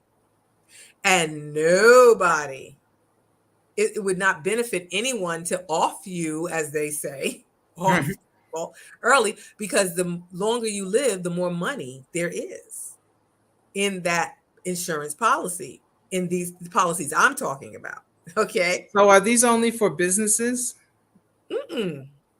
No, these are for anyone who wants to learn how to live with a trust, build a good legacy for their children, their grandchildren, leaving it properly as a legacy. Very important that you leave it in a trust. That way, have you heard of people who have houses and then they went into probate, or the siblings are fighting over everything and it's a mess, or they didn't pay their taxes and the state comes after the property and all kinds of stuff like that. I always say nothing breaks up a family. If you have it in a trust, setting up the trust, you have all of that is covered. No one's going to squabble over any of that because all of that is settled and written into the trust what your wishes are and what the wishes are. So there's no fighting, there's no probate, there's no losing property, there's no losing generational assets that you wanted to leave to your children and grandchildren. It's all spelled out by you when you set the trust up. Now they have different types of trusts. Okay, you have one that many different types. Many different types. So what I'm speaking of are trusts that are they have to do with connected to your family. Right. Those are family trusts. Connected to your business. Right. It's connected to, things like that. So what I'm saying is it's very powerful tools. These are very powerful.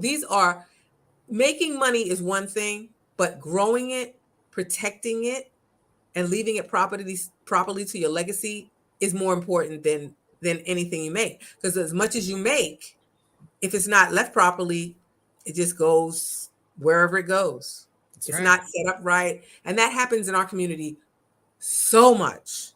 That's why we can't hold on to our wealth, because we don't know how to properly protect it. And these things that I'm talking about properly protect your assets.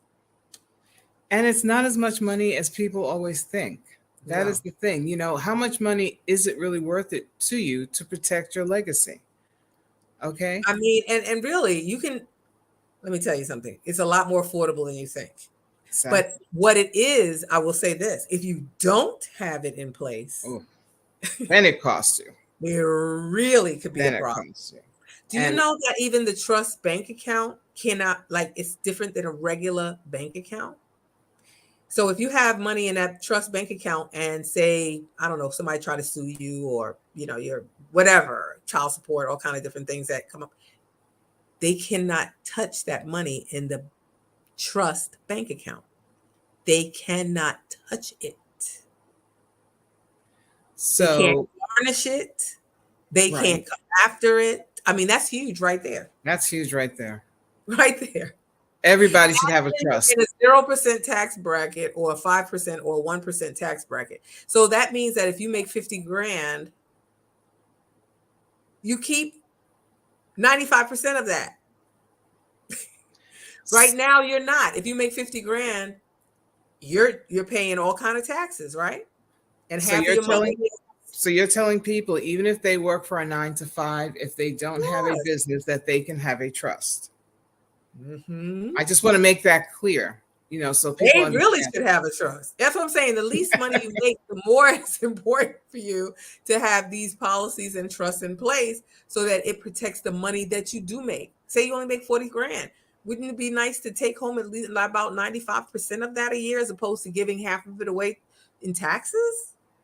And then if you do it properly, you don't have to worry about that. That's right. And then you teach your kids to do that. I mean, and it's just a different, it's an education. It's an education knowledge level that we never really got taught in school, nor is it a conversation in our community. And it really needs to be. It could start at any level. The churches can talk about it. I always think it's always good for church to have financial meetings to help their parishioners who don't want to maybe seek out financial counselors, because that's scary to some people. They think only rich people have financial counselors. And basically, even though you do and we do business funding and finance, we really are to a lot of people, they're business counselors, because we know different facets of business that can actually help them propel to where they're trying to go. The trust, I can't even express, enough to people to really look into the trust, to really find out about it. You have time to educate yourself, because we all know everybody's going to die. That's just going to happen, just like you're paying taxes. Some people don't like to talk about trust because it makes them feel like, oh my gosh, I'm going to die. But you are. And that's okay. We all can't live on this earth together, but we can protect our families, when we leave. And that's the biggest part. I also enjoyed talking to you about the insurance. I still can't get past that with some people too. They just don't get it, that insurance is a vehicle for wealth. It's not just a vehicle to protect your assets, and I just wanted you to just talk a little bit more about how we use insurance to protect wealth. I mean, for example, I speak to, say take a truck driver, a CDL driver. Okay. That is one of the most dangerous jobs that you could possibly have because of the size of the equipment. And if it crashes or jackknifes or does something crazy, or if you hit someone and you're driving, I mean, it's just so many different things that can happen with a tractor trailer driver, CDL driver. And they're a business. They don't, yes. Right. Well, if they're owner operators or if they're just drivers, it's still important, even if they work for a company. Okay. Because something could happen to them in that vehicle. Now, a lot of the bigger companies have some insurance for you, but they're not going to have the level of insurance in place that you're going to put in place with these policies I'm talking about. So say you're in an accident and something happens. Is your family covered? If something happens to you and you're no longer with us, are your kids, your spouse, your whoever, your significant others, are they all protected in case something happens to you properly? And I'm not talking about some little dinky policy. If you get a dinky policy, that's all it's going to do. And a lot of times when I talk to people about insurance, I say the first thing I want to do is let us, our team, see every insurance policy that you have at your job, that you got out, Gerber Life, everything, right? On your kids, right? Right. Popular one in our community, Gerber Life. Okay? Right. So that we can go over it. And because most of the time when people get an insurance policy, they look at it, they get it, and then they put it away and they never look at it again until something happens. Something happens. So I always make our clients, let's look and evaluate what you already have. Right. And then we can build from there so you can compare and understand what you have here compared to what you could have or you need to have. Because a lot of times needs change. You might have gotten that policy on you when you were in your 20s, some dinky some policy, right? I won't say dinky. I'll just say some policy that you got from your job or something like that when you were young. But now you're 30 something and have 3 kids. And do you have insurance policies on your children? Right. You can have insurance policies, I'm talking about, on your children as early as 2 weeks out of the womb. And if you do that, by the time they're 30, all of that's accumulated in these policies. We call them $1 million baby policies for a reason. Because if you start from then and just let it go until the child grows up into adulthood, you'd be surprised what accumulations are in there when they get into their 20s and 30s. Can they use that money to go to college? So you don't have to have a college. I was loan. saying, can they use that to go to college? Yep. And buy a house. There's a lot of things you can use it for. So and is that a better? I'm talking about tax-free vehicles, not tax deferred like a 401k or something. I'm talking about tax-free. That means when you take the money out, it is not taxed. So you get to use all of that money. When you take your money, that different than the state one that they have, the one that they say you can save for in the state and then send your child to school? That's different. That's a loan program. Okay. And a lot of times it's a loan program. So it's still going to be monies that have to be paid out. But say you have one of those.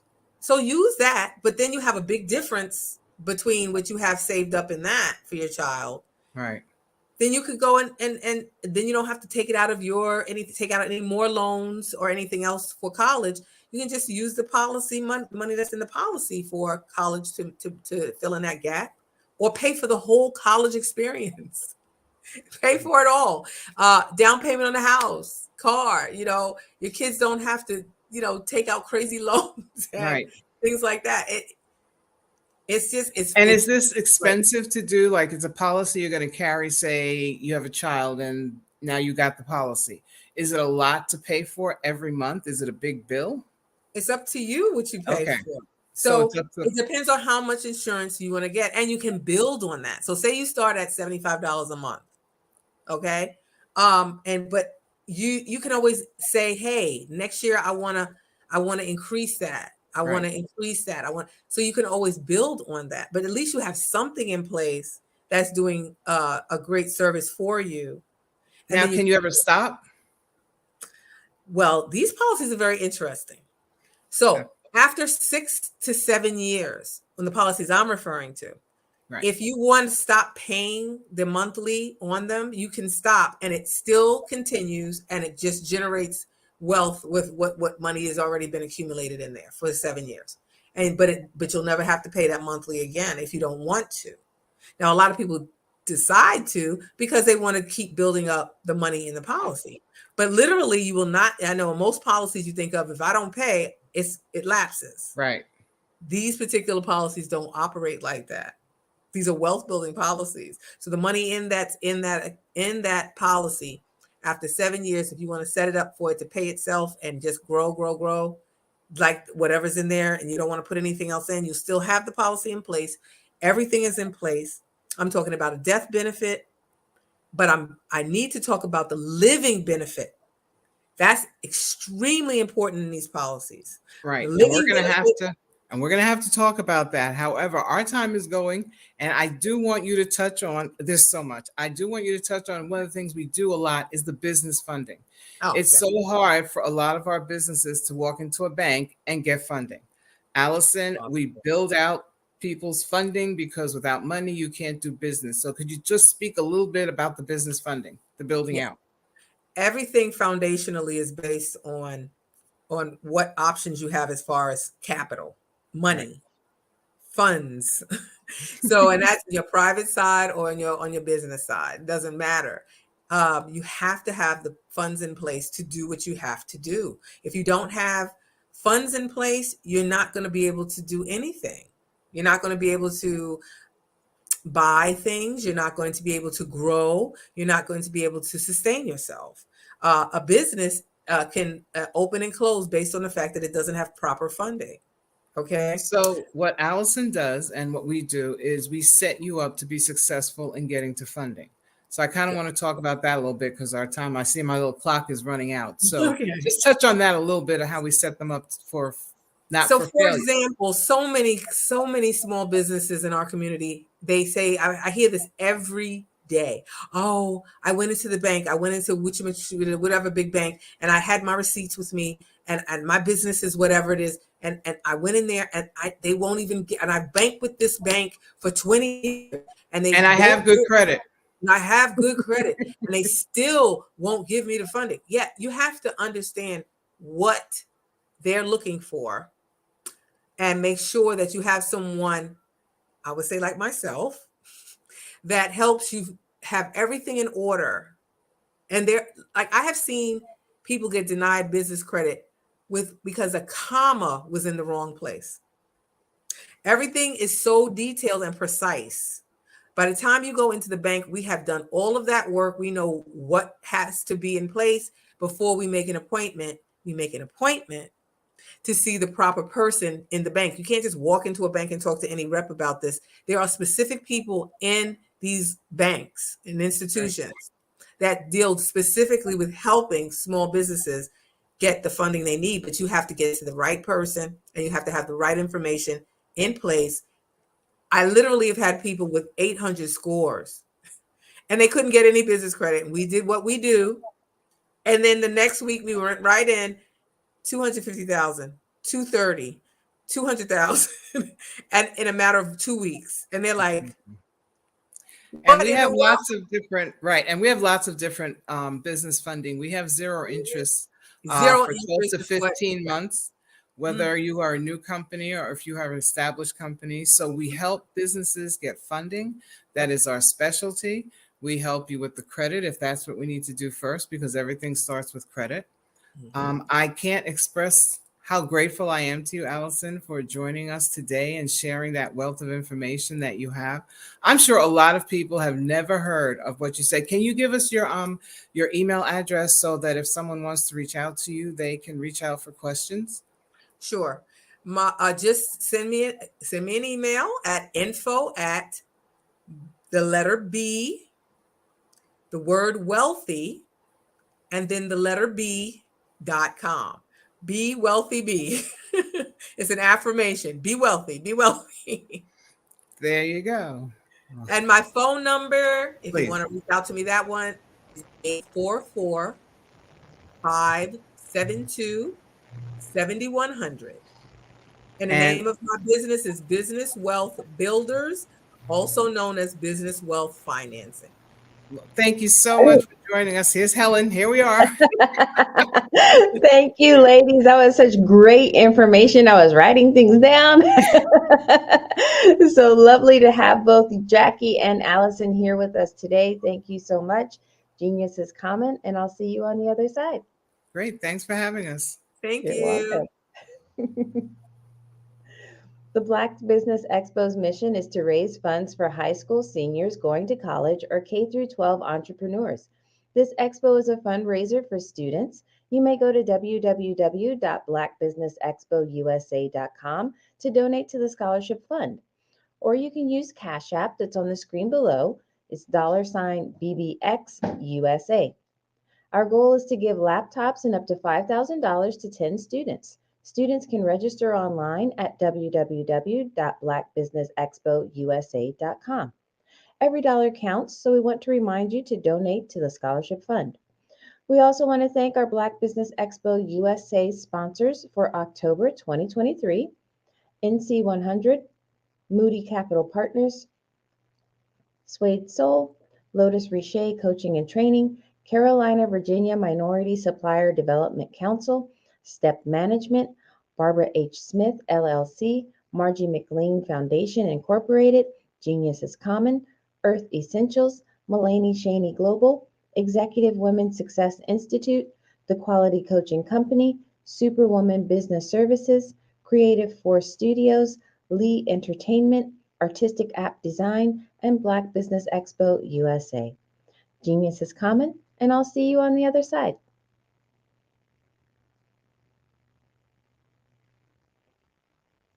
Follow the Brand TV broadcast host, Grant McGaw, as he visits with top executives and entrepreneurs to find out their secrets of success with their personal brand. Follow the Brand TV broadcast host as he focuses on brand development to build better relationships, bring value to your business, relationships, and career. You will enjoy listening to each episode that is tailored to speak to you directly. If you're looking for this type of clarity in terms of building your brand, you have tuned into the right station. Each episode will help you to shape a conversation in the 5-star BDM network of 20,000 professionals and become a springboard for your corporate engagement and business opportunities. Each guest will frame their story in the areas of personal branding, business development, career development, financial empowerment, and technology innovation. Grant McGaw explains why he is the CEO and owner of his own professional career. Grant is an accomplished business leader and entrepreneur who wants to give back to individuals to grow their personal brand strategy. Tune in as he weaves his story about new possibilities, while to you exceed expectations. If you love storytelling, this show will make for fun.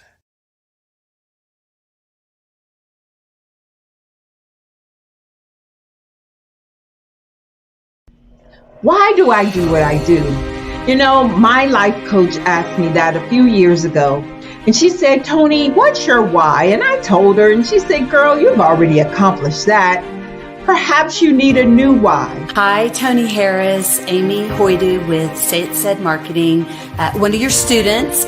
And just wanted to say thank you, Tony Harris, for spending so much time with me and giving me that boost in my business that I so drastically needed.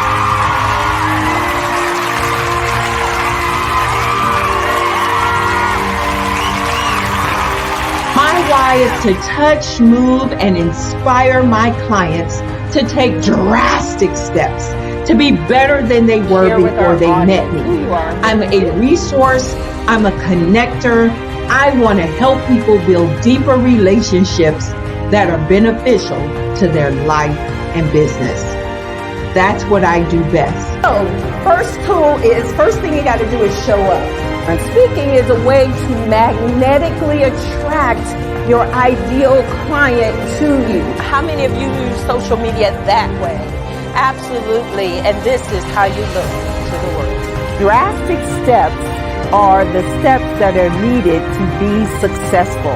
And my business is drastic denotes a mindset. Getting out of your comfort zone.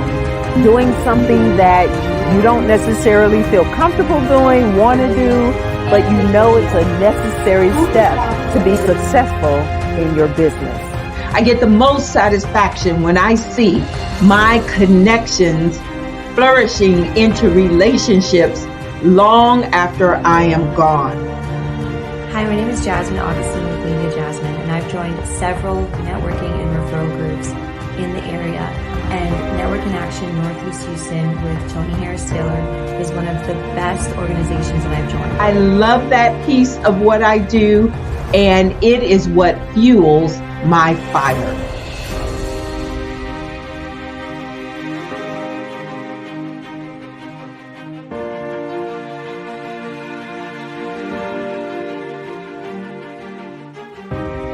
My name is Tony Harris Taylor, saying take a drastic step today for a fantastic tomorrow.